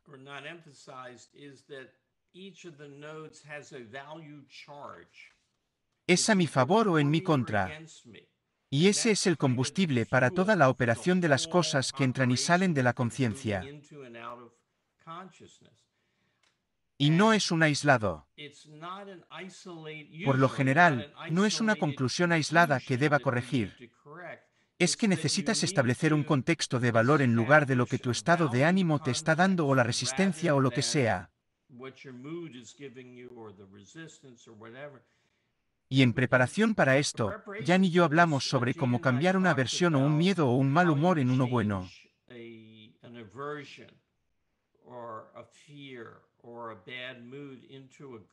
Y le dije, bueno, no quieres que tu vista suene como si fueras a tu lugar feliz. No es que tomes ese imán y lo pongas en algún lugar para que no veas las cosas malas. Entonces, ¿cuál fue la formulación a la que llegamos en lugar de que fueras a tu lugar feliz? Entiendes por qué estás teniendo la emoción que estás teniendo. Y si es una emoción negativa, se basa en una amenaza, pero una amenaza es una amenaza para un valor. Por lo tanto, solo necesita analizarlo más a fondo para comprender cuál es el valor que realmente le importa y del que esta emoción está tratando de que sea consciente. Y si puedes hacer que todas las emociones se introspecten en los valores, en primer lugar, el lado emocional se calma. Y segundo, en realidad puedes elegir el valor más grande y, a veces, eso significa, y eso es muy diferente de, es un análisis que haces. No es solo un cambio de atención. Es un desenredo real del conflicto de valores en esto. Disculpe, Gene, si puedo intervenir aquí. Pero, ¿cómo se traduce esto en un miedo que no es irracional? Pero digamos que no controlas, digamos que las arañas se esconden, algo así. Entonces, de lo que podría ser una amenaza para tus valores, como arañas horribles, que es posible que no hayas visto nunca en tu vida, sin embargo, tienes miedo en tu cabeza. Bueno, así que tenemos que tomar un caso real, ¿verdad? Porque puedes inventar casos que son imposibles de analizar. Y las fobias son en realidad uno de los casos más misteriosos, ¿verdad? Porque las personas no entienden por qué normalmente no entienden por qué tienen ese miedo. Entonces, pero cuando se activa, mi comprensión de esto es que cuando se activa, hay algo a lo que le tienen miedo. Y entonces, lo que necesitas introspectar es, ¿por qué podría estar sintiendo miedo en este momento? Y podría ser sobre la araña, pero por ejemplo, mi entendimiento con las fobias es que generalmente es una falta de control. Y aprendes a entender, bueno, ¿qué es si es para tomarlo como una fobia? Bueno, ¿cuál es la falta de control que tengo aquí? Por ejemplo, voy a inventar esto porque pasé un tiempo en una cabaña y había muchas arañas. Es como, no puedo mantener este lugar limpio. Necesito tener un lugar limpio o de lo contrario no estaré a salvo. Y si puedes llegar a esas palabras, ahora dices que lo que quiero es limpieza. Es la amplitud lo que quiero. Y eso te calmará en ese momento. Ahora, no estoy diciendo que haya dos temas separados. Está la gestión de tu motivación en el momento, que es algo que puedes hacer absolutamente con 5 minutos de trabajo. Y puedes concentrarte en lo que es tu máximo valor en juego, dado lo que sabes, y aún puedes sentirte un poco incómodo, aún puedes sentir un poco de miedo, pero podrás dar un paso hacia lo que crees que es el máximo valor. Eso es algo factible. Eso no necesariamente desintegra una fobia o un viejo bagaje que tienes que sigue surgiendo, por ejemplo, de una mala experiencia que tuviste cuando eras niño, entonces es posible que debas hacer otro análisis porque tienes un patrón y necesitas desenredarlo o desenredarlo al por mayor. Así que ese es otro tema. Así que no sé si esto respondía a tu pregunta, Nikos. O no, lo fue, sí, lo abordó, que al final del día, siempre hay un valor que es una amenaza. Pero como dijiste, digamos que los miedos de la infancia, las necesidades, no lo son, no hay una respuesta muy fácil en, es esta área. Correcto. Y es por eso que no puedes simplemente girar el imán a otro lugar. En realidad, necesitas averiguar qué está pasando. Necesitas algunas habilidades introspectivas para comprender lo que está sucediendo en este momento para poder hacer eso. Y lo que básicamente estás haciendo es tener claro el contexto de valor completo. Eso es lo que estás haciendo en ese momento. Hay un gran cambio en un matiz o matiz de objetivismo aquí que es muy importante.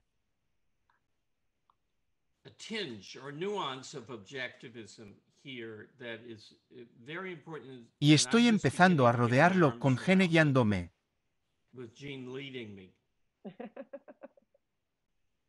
Porque a menudo tengo mis brazos alrededor de Gene.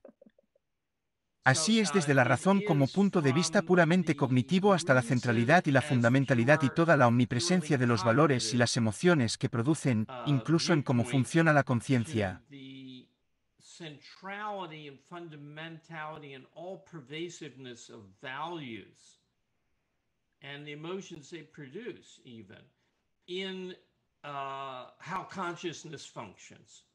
Así que estamos, quiero decir, si piensas en un perro, no lo haces, no harías esta separación, ¿verdad? Sabes que el perro es una cosa que olfatea, que actúa atrapando, cuya conciencia está imbuida e infundida y solo se trata de moverlo por el mundo para conseguir cosas y evitar otras cosas.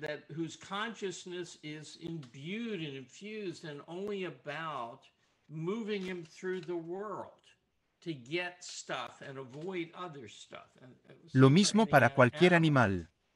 Pero cuando se trata de seres humanos, porque podemos dar un paso atrás y pensar y ser cerebrales, hay una tendencia a pensar en la razón como un cálculo frío y el psicólogo producido por los hechos y las premisas son algunos de esos hechos.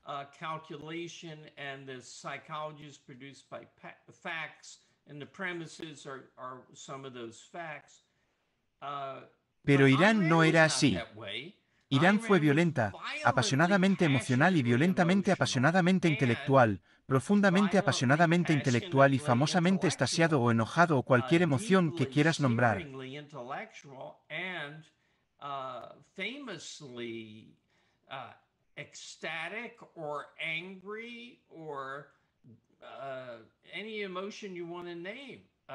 Encantado, ya sabes, indignado.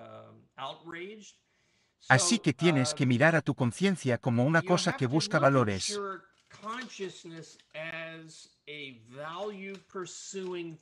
El propósito de la conciencia es mantenerte vivo.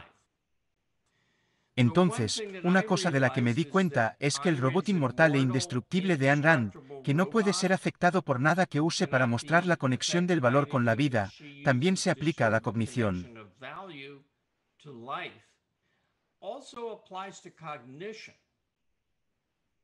Si un robot no se viera afectado por nada, no podría creer que nada fuera cierto. No podría distinguir entre lo verdadero y lo falso o lo contradictorio y lo consistente no tendría más significado para el que comenzar con la letra C o no comenzar con la letra C para nosotros.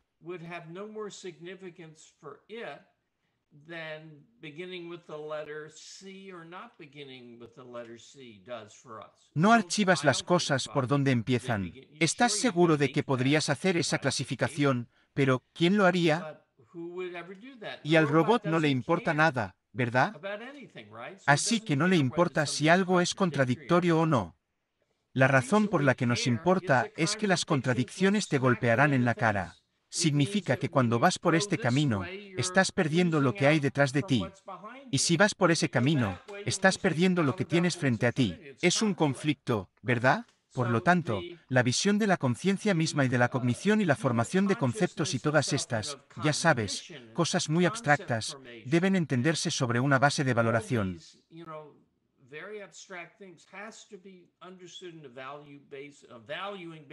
Todos son medios para conseguir lo que quieres en el mundo. Entonces, cuando le dije a Gene, bueno, no solo estás diciendo que para cambiar tu estado de ánimo vas a tu lugar feliz. De lo que ambos nos damos cuenta es que no, vas a la realidad. Vea, soy un ser vivo. Estoy tratando de conseguir algo. Lo quiero y no quiero eso.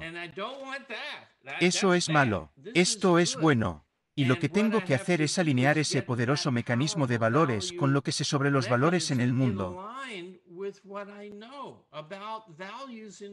Estoy viviendo, estoy actuando, estoy haciendo. Y eso es lo que, ya sabes, quiero hacer y vivir y actuar de la manera en que el mundo realmente no es mi primer tipo de primer pincel, primera aproximación, juicio instantáneo sobre la forma en que es el mundo.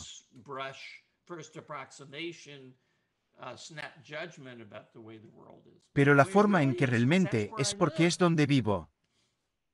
Creo que ese es un cambio realmente grande en el objetivismo y, de hecho, hay un conjunto de ex-objetivistas que adoptan el punto de vista opuesto y dicen que los valores son realmente secundarios a la cognición y hacen una dicotomía hecho-valor.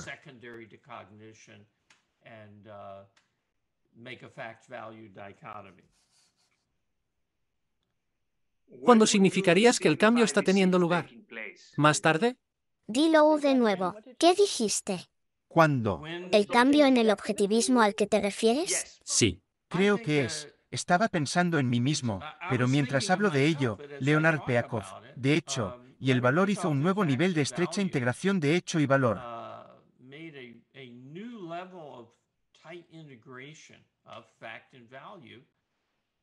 Sabía que los valores eran una especie de hecho, pero seguía teniendo una visión demasiado cerebral y expectativa del conocimiento.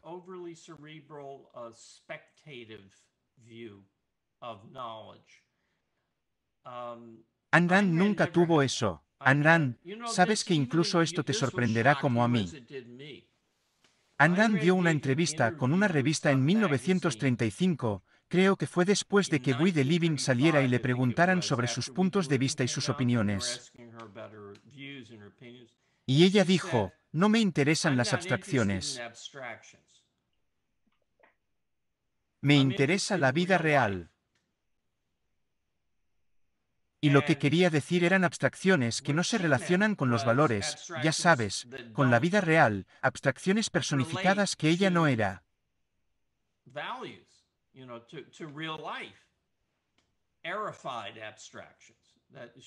Pero quiero decir que ella podría decir algo remotamente así, es realmente impactante. Así que ella siempre fue el epítome de la integración de la pasión y la razón, el pensamiento y la acción.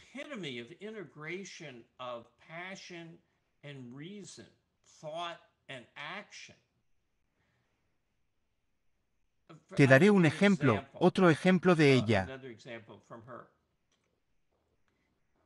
Murió en 1982, el 6 de marzo de 1982. A finales de 1981, por supuesto que no sabía que iba a morir pronto, que tenía, ya sabes, un mal corazón. En 1981, a la edad de 76 años, que ahora soy yo mismo, planeaba mudarse a Hollywood, un lugar que detestaba.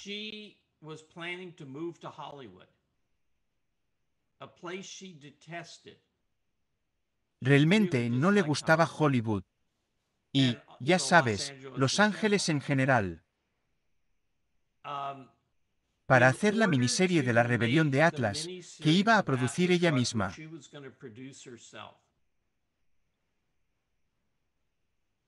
Y me sorprendió porque rara vez salía de su apartamento. Ella era un verdadero cuerpo casero y a los 76 años no era, ya sabes, espeluznante ni nada como yo no soy espeluznante a los 76. Pero realmente me sorprendió que ella estuviera considerando mudarse por un par de años.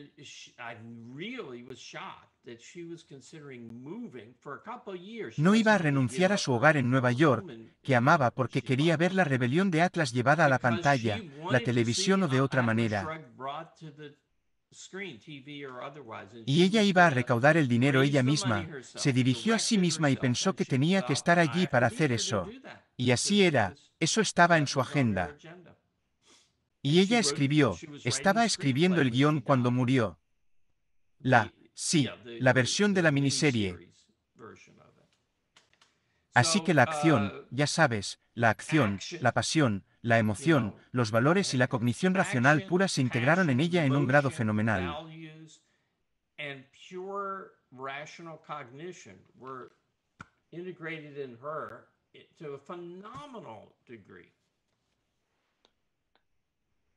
Mi turno llegó, no lo sé, comencé cuando pensé, ya sabes, no debería ser vida contra muerte, esto fue en 2000. No debería ser la vida contra la muerte, esa alternativa ser parte de la epistemología, no solo de la ética. Así que eso era como una semilla, y después de eso, en los últimos años, ha sido Jan. Jan ha estado enfatizando los valores y la acción porque de eso se trata su trabajo. Y ella me ha mostrado la luz allí. Así que ahí es cuando ocurrió el cambio. Y solo para mayor claridad, pensé cuando comencé como psicoepistemólogo que iba a estar completamente en el lado lógico. Y las primeras cosas que enseñé fueron habilidades completamente lógicas. Pero lo que encontré es que para manejar tu mente, necesitaba lidiar con el lado emocional y necesitaba entenderlo con más detalle. Y creo que esto funcionó en los valores. No creo que sea la única persona que está haciendo esto. Y en otra referencia que vi, Razi puso la referencia al hecho y al valor allí. Hay un artículo en él, oh Dios, voy a olvidar el nombre, pero el libro técnico que Alan Gottehalt y Greg Salmieri editaron. Compañero, el compañero. El compañero. Hay artículos sobre valores que son realmente algo que vale la pena leer. Y creo que también he avanzado en nuestro conocimiento de esto. También para responder que Nikos, ya sabes, no es solo en el objetivismo que está sucediendo el tipo de cambio. J. Gibson enfatiza el papel de la acción y mi antiguo profesor de psicología Richard Elde enfatizó el papel de la acción en la cognición.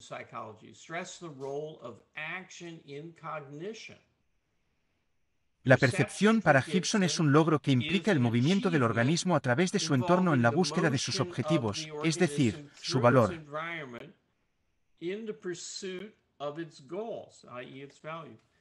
Y en filosofía pura, hay un par de personas que escriben sobre la conciencia encarnada.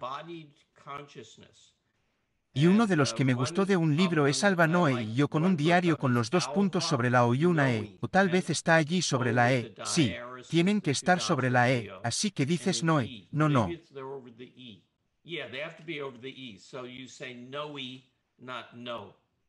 N, O, E, Alba. El título del libro es Tiene acción, pero yo no. Tendría que levantarme y moverme por mi pantalla verde para encontrarla. ¿Puedo añadir otro? Sí, así que hay un movimiento fuera del objetivismo en esta dirección. Adelante. Y creo que deberíamos darle a Adlak un poco de crédito por ese movimiento fuera del objetivismo también, porque ya sabes, él es famoso en psicología. Él y sus socios pusieron metas en la mente de las personas tan importantes que es necesario establecer metas para lograr cosas. Y casi sin ayuda, quiero decir, esto ahora se acepta como un hecho en cualquier programa de autoayuda o lo que sea. Quiero decir, es solo un hecho y no lo fue. Esa es la contribución de Adlak al futuro de la civilización occidental. Así que deberíamos darle a Ed un poco de crédito. Y como resultado de esto, mucha gente inteligente, como yo, me considero bastante inteligente y tengo una formación técnica. En realidad, hay bastantes otras, me refiero a 10 personas con antecedentes técnicos que estudian psicología y que han llegado a una serie de conclusiones interesantes, muy orientadas al valor. No tienen objetivismo. Esa es mi fortaleza, tengo objetivismo para explicarlo y darle sentido a todo. Pero hay bastantes personas porque están orientadas a objetivos y están tratando de mirar los objetivos de manera objetiva, están en una especie de premisa de valor. Y eso es todo en los últimos 20 años, diría yo. Fue entonces cuando dijiste esto, estaba pensando incluso en gurús de autoayuda. Se ha filtrado a ese nivel. Y creo que es bueno porque hay muchas cosas malas allí. Así que es bueno en estas cosas. Así que tomaremos algunas preguntas. Entonces iremos a José y luego iré a Adán porque él no ha hablado. Y si hay tiempo, entonces llegaré a Lee, ya que Lee ya ha hecho la pregunta. Así que Joseph. Me gustó mucho la toma gráfica con el imán. Recientemente interactué con una persona que estaba evadiendo masivamente y estaba pensando, ¿podría tener algún tipo de explicación gráfica de lo que es la evasión?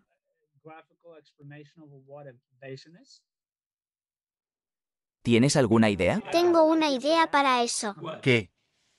Bueno, a riesgo de... Bueno, solo voy a salir ahí fuera. Así que recientemente he acuñado un término antivalor con gran temor porque acuñar términos es un negocio muy peligroso. Pero creo que en casos inusuales puedes formar lo que yo llamo un antivalor en el que tomas una amenaza y básicamente la conviertes en un hombre del saco al que le tienes miedo. Y actúa como un valor que crea todas las emociones diferentes para ganar y mantener ese valor y evitar amenazas. Y el antivalor crea una tremenda aversión a acercarse a lo que crees que es tan malo. Y así sería como un imán con el polo opuesto básicamente bloqueando, básicamente impidiéndote tener acceso a alguna área de tu conocimiento. Y creo que esa es la motivación detrás de la evasión. Pero, ¿es esta amenaza real o no? Así que creo que una vez que se convierte en un antivalor, es por definición irracional, lo que significa que es cuando lo conviertes en un hombre del saco, algo que no se puede tolerar. Eso no es cierto. Lo único que no puedes tolerar es la muerte. E incluso la muerte es, ya sabes, un hecho de la vida que tenemos que aceptar. Así que ha sido magnificado por la evitación y por conclusiones erróneas y la evitación en particular.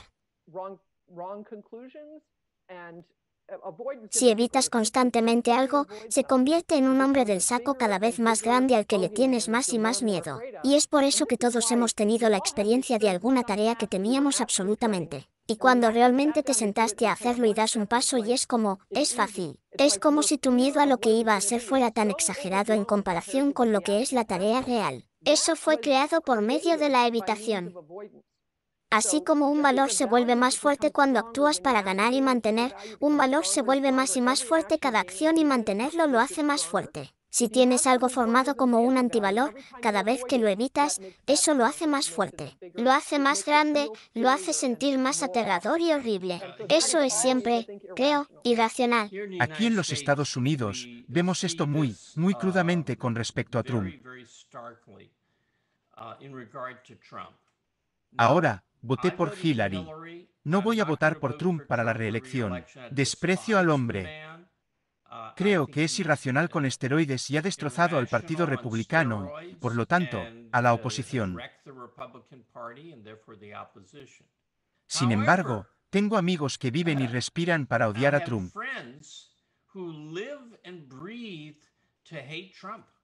Me refiero a que la izquierda en Estados Unidos está tan loca con Trump. Todo en CNN en Estados Unidos y MSNBC son ataques continuos y odio hacia Trump.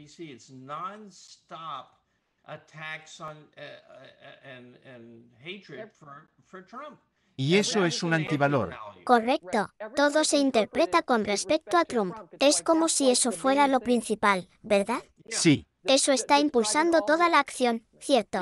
Sí, y está bien, eso es no sé si lo entiendes en Inglaterra, pero probablemente estés al tanto de lo que está sucediendo en los Estados Unidos. Lo es.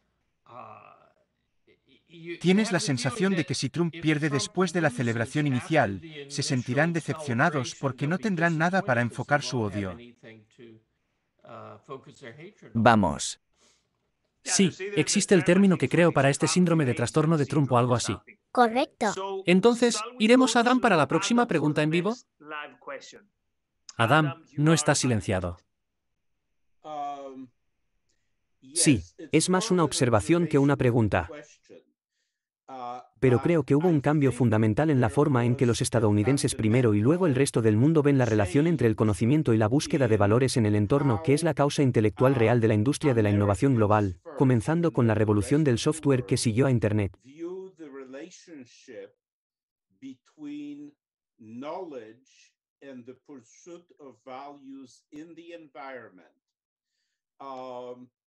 That is the actual intellectual cause of the global innovation industry, starting with the software revolution that followed the internet.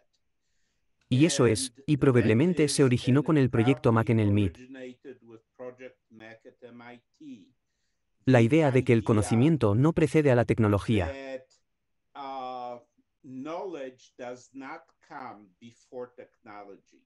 La ciencia no precede a la tecnología. Para desarrollar el conocimiento, uno debe interactuar de manera objetiva con el medio ambiente.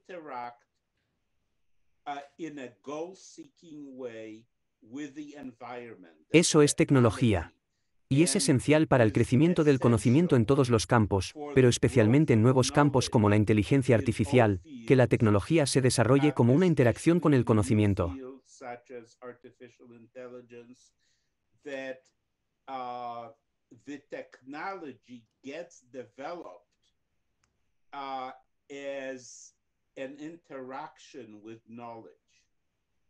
Y ese ha sido un cambio fundamental porque en la época de Ayn Rand se veía como una cascada.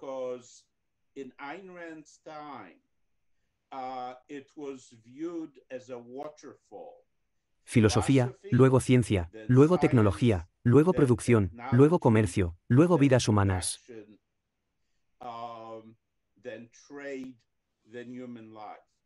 Pero la realización ha sido desde el proyecto Mac del MIT, de hecho.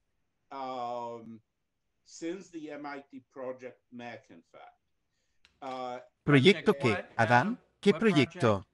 Proyecto Mac, cognición asistida por máquina.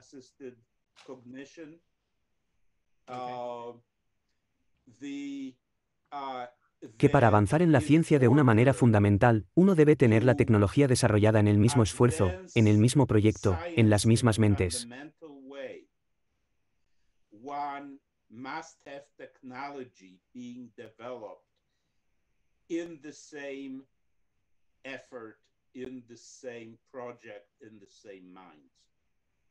Bueno, eso es muy interesante porque estoy escribiendo un libro sobre la filosofía de las matemáticas y toda mi razón para escribirlo es subordinar las matemáticas a la ingeniería.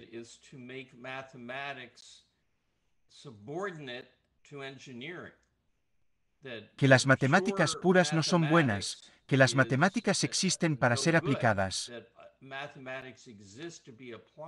Y en lugar de decir, oh, no puede haber ningún círculo matemático perfecto en el mundo, deberíamos decir que las matemáticas tienen una comprensión aproximada de las formas reales en el mundo, pero las simplifica. Por ejemplo, el círculo es inferior a todas las formas de las manzanas. Esa es la cosa real, la forma de la manzana. El círculo es una simplificación para controlar la manzana, por así decirlo. Así que estoy dentro. Yo también estoy en ese campamento. Y no empecé en ese campamento. De acuerdo, gracias. Jan, tenemos algunos puntos que solo tenemos que entrar en eso. Creo que lo tenemos cubierto, a menos que tú lo tengas. Creo que hemos cubierto los puntos que teníamos en nuestra lista y hay otras preguntas. ¿Tenemos tiempo para una pregunta más? Seguro. Así que vayamos con Simon. Pero como no tenemos mucho tiempo, hagamos el último. Esa iba a ser la última pregunta. Bueno, tenemos tiempo para más. Oh, de acuerdo. Lo siento, pensé que tenías que irte a las 50. A las 4 en punto. A las 4. Oh, de acuerdo.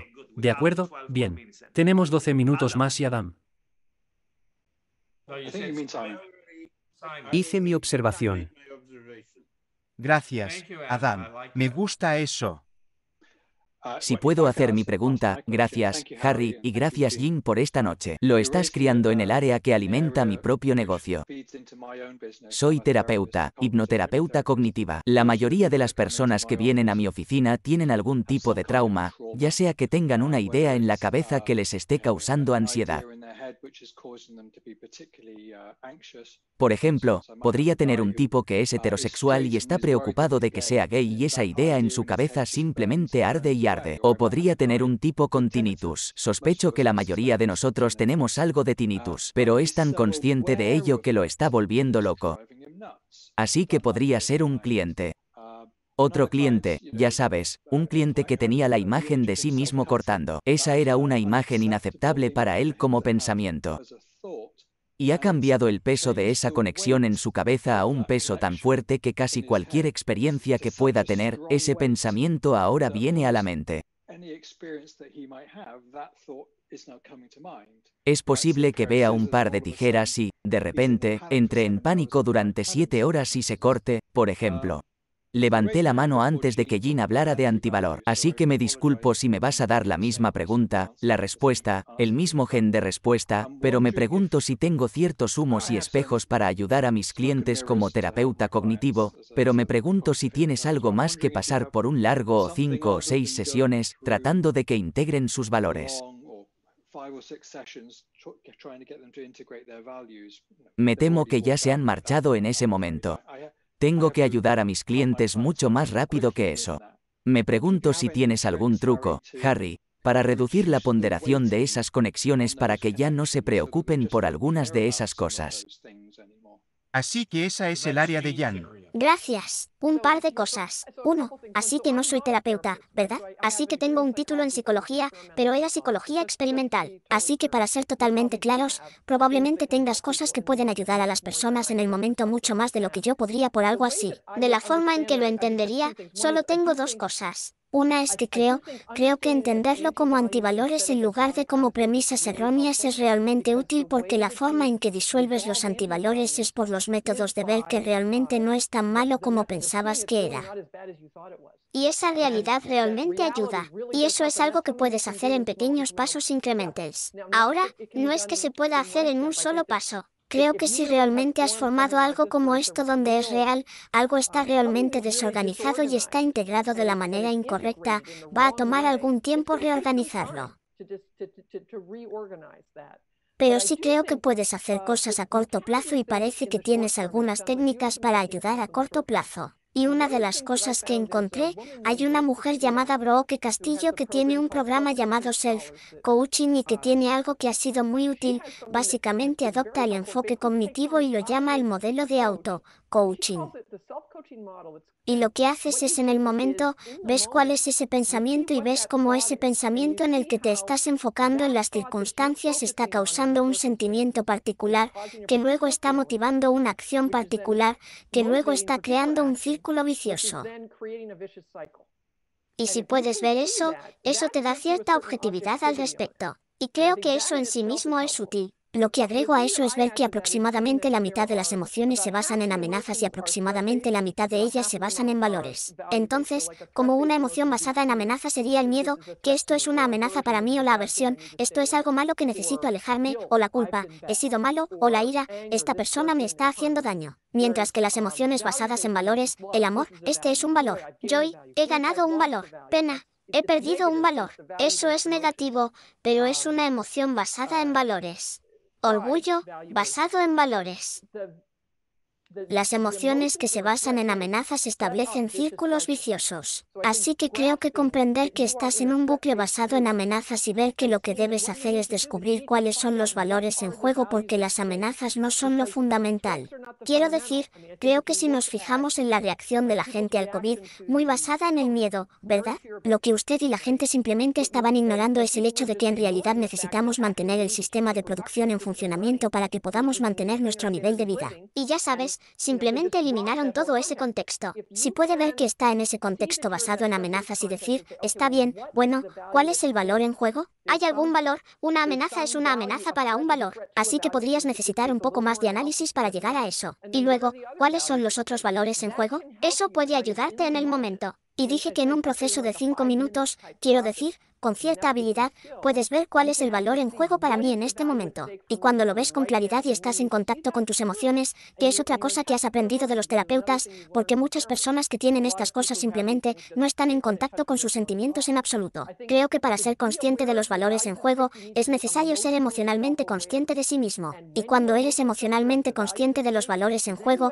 entonces realmente obtienes una motivación genuina para ir por lo que es mejor para ti. Y eso es lo que creo que puedes hacer a corto plazo. Y, por supuesto, cada vez que lo haces, estás acumulando el valor y estás disolviendo el antivalor simplemente tomando una acción hacia un valor genuino. Y, por lo tanto, puede brindarles un medio para dar un paso adelante de manera constructiva en este momento. Y la razón por la que mencioné la de ella es que su pequeño método para hacer esto es muy rápido. Y quiero decir, es consistente con otras 18 cosas cuando lo ves, pero ella realmente lo ha empaquetado de una manera que puedes usarlo y realmente puedes, no voy a decir que puedes encender un centavo, pero realmente puedes en un corto periodo de tiempo puedes reorientarte. Pero tiene que ver con... Lo recomiendo. Eso.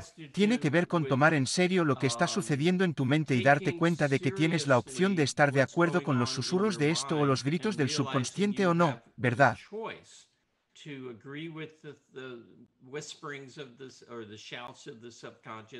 Y poseerlo, ¿verdad? Entonces, una gran cosa que las personas aprenden en terapia es a no odiarse a sí mismas por tener los sentimientos que tienen, ¿verdad? Sí. Y parte de esto es que necesitas reconocer el hecho de que sí, estoy teniendo esta reacción. Mi jerarquía de valores actual, mi estado actual, esta es la reacción que estoy teniendo y está bien porque puedo perseguir mis valores en este contexto y una de las cosas que me gusta decir es que creo que la autoestima es una acción que cuando estás dispuesto a tomarte el momento para ver lo que es de mi propio interés aquí, es un acto de estimarte a ti mismo y dar un paso hacia lo que crees que es mejor para ti en este momento, es un acto de estima en ti mismo.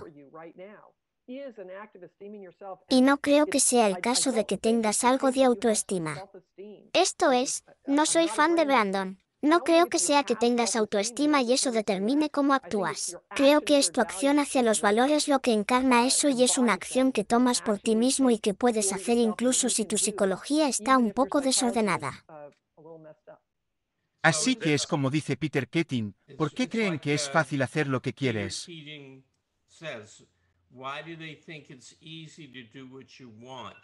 Es lo más difícil hacer lo que realmente quieres. Y otra forma de hablar de valores es, ¿qué es lo que realmente quieres en el ámbito de tu vida?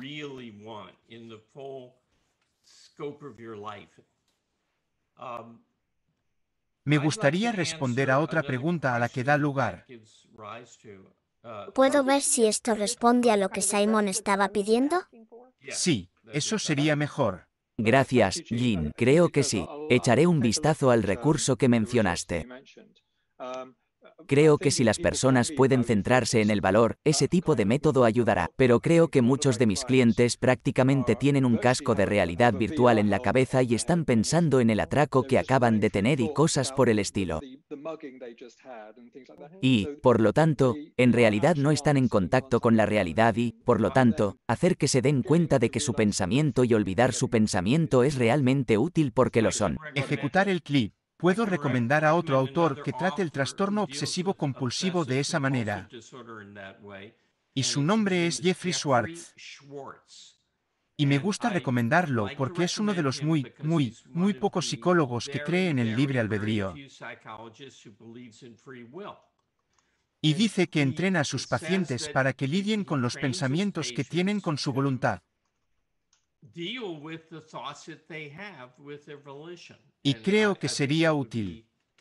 Gracias. Sí, y creo que, quiero decir, como el trastorno de estrés postraumático y este tipo de cosas, quiero decir, estos son problemas especializados. Creo que se pueden integrar con esta teoría, pero creo que se necesita ayuda especializada para este tipo de cosas. Totalmente de acuerdo con eso. Quiero llegar a la pregunta de Ellen. ¿Cómo favorece el mecanismo desencadenante el objetivo a largo plazo frente al objetivo a corto plazo? ¿Es diferente de una persona a otra? Ella, ¿estás ahí y puedes aclararlo? ¿Eres tú? Suena como si estuvieras pidiendo no solo trabajar en objetivos a corto plazo. Creo que tengo una pregunta ahí. ¿Cómo funciona el mecanismo de activación para objetivos a largo y corto plazo? Bueno, los objetivos a largo plazo son más grandes. ¿Cierto? Quiero decir, en general, como su objetivo a largo plazo es, digamos, hacer que el objetivo a largo plazo de Howard Roark sea hacer edificios grandes y hermosos.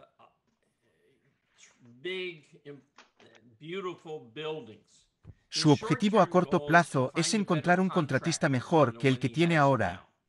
De acuerdo, el objetivo a corto plazo es un medio para el objetivo a largo plazo. Entonces, por definición, el objetivo a largo plazo es más poderoso. Ahora, tal vez si tienes algún tipo de dicotomía, los objetivos a largo plazo son en realidad solo aspiraciones.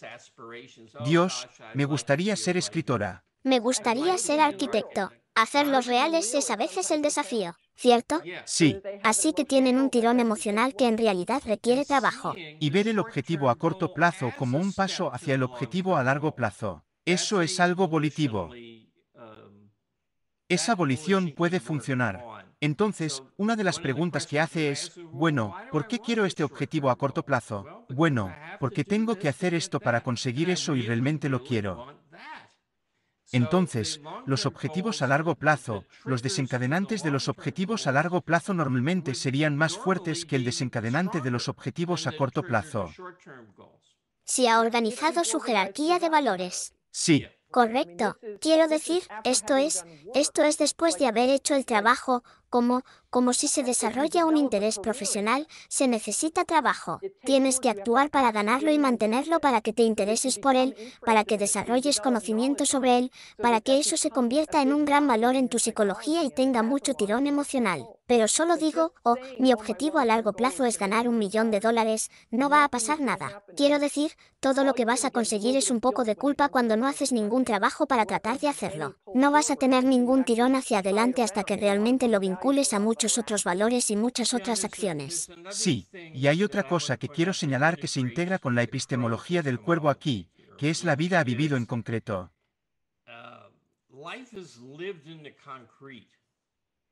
Entonces, si decides, quiero ser compositor, pero estoy trabajando para una agencia de publicidad y tengo plazos y quieren esto y lo otro y no tengo tiempo.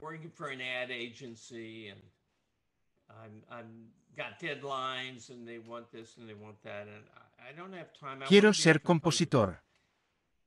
Esa es una abstracción flotante y se concretaría, por ejemplo, en cuál es un paso que podría dar hoy para comenzar el camino hacia ser compositor, a pesar de que tengo una fecha límite en los anuncios o que es una cosa que podría hacer hoy.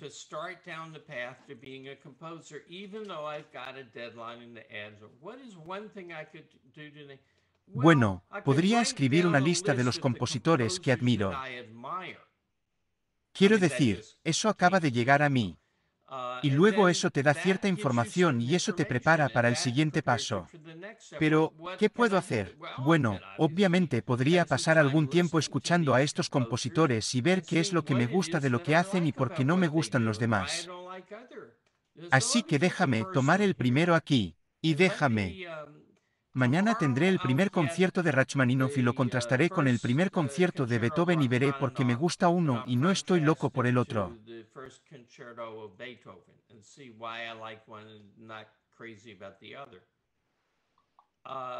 Y entonces has tomado esa decisión. Es un paso, ¿verdad?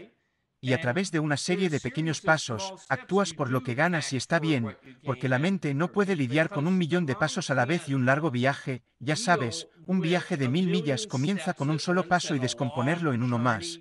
Descomponerlo es esencial.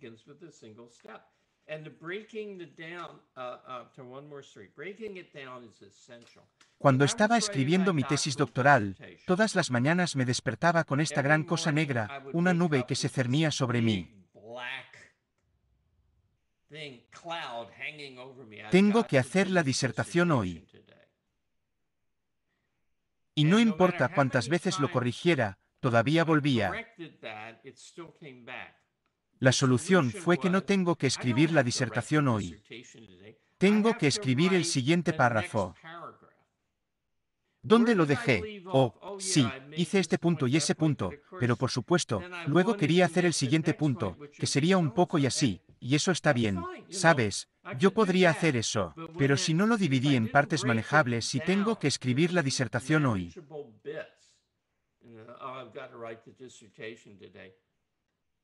Mi motivación estaba en contra. Así que los valores tienen medios, sí, tienen pasos y tú das un pequeño paso por ti mismo, a la humanidad no le importa.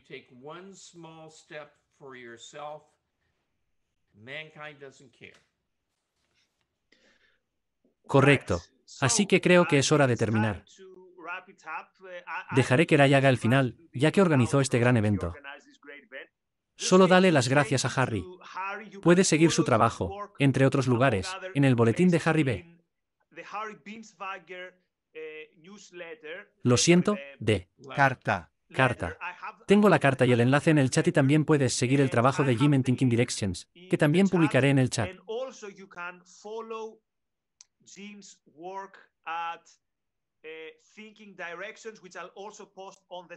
Y también para apoyar el gran trabajo que está haciendo, trayendo oradores de tan alto estatus y nivel, puede considerar convertirse en miembros y partidarios del Enron Center UK.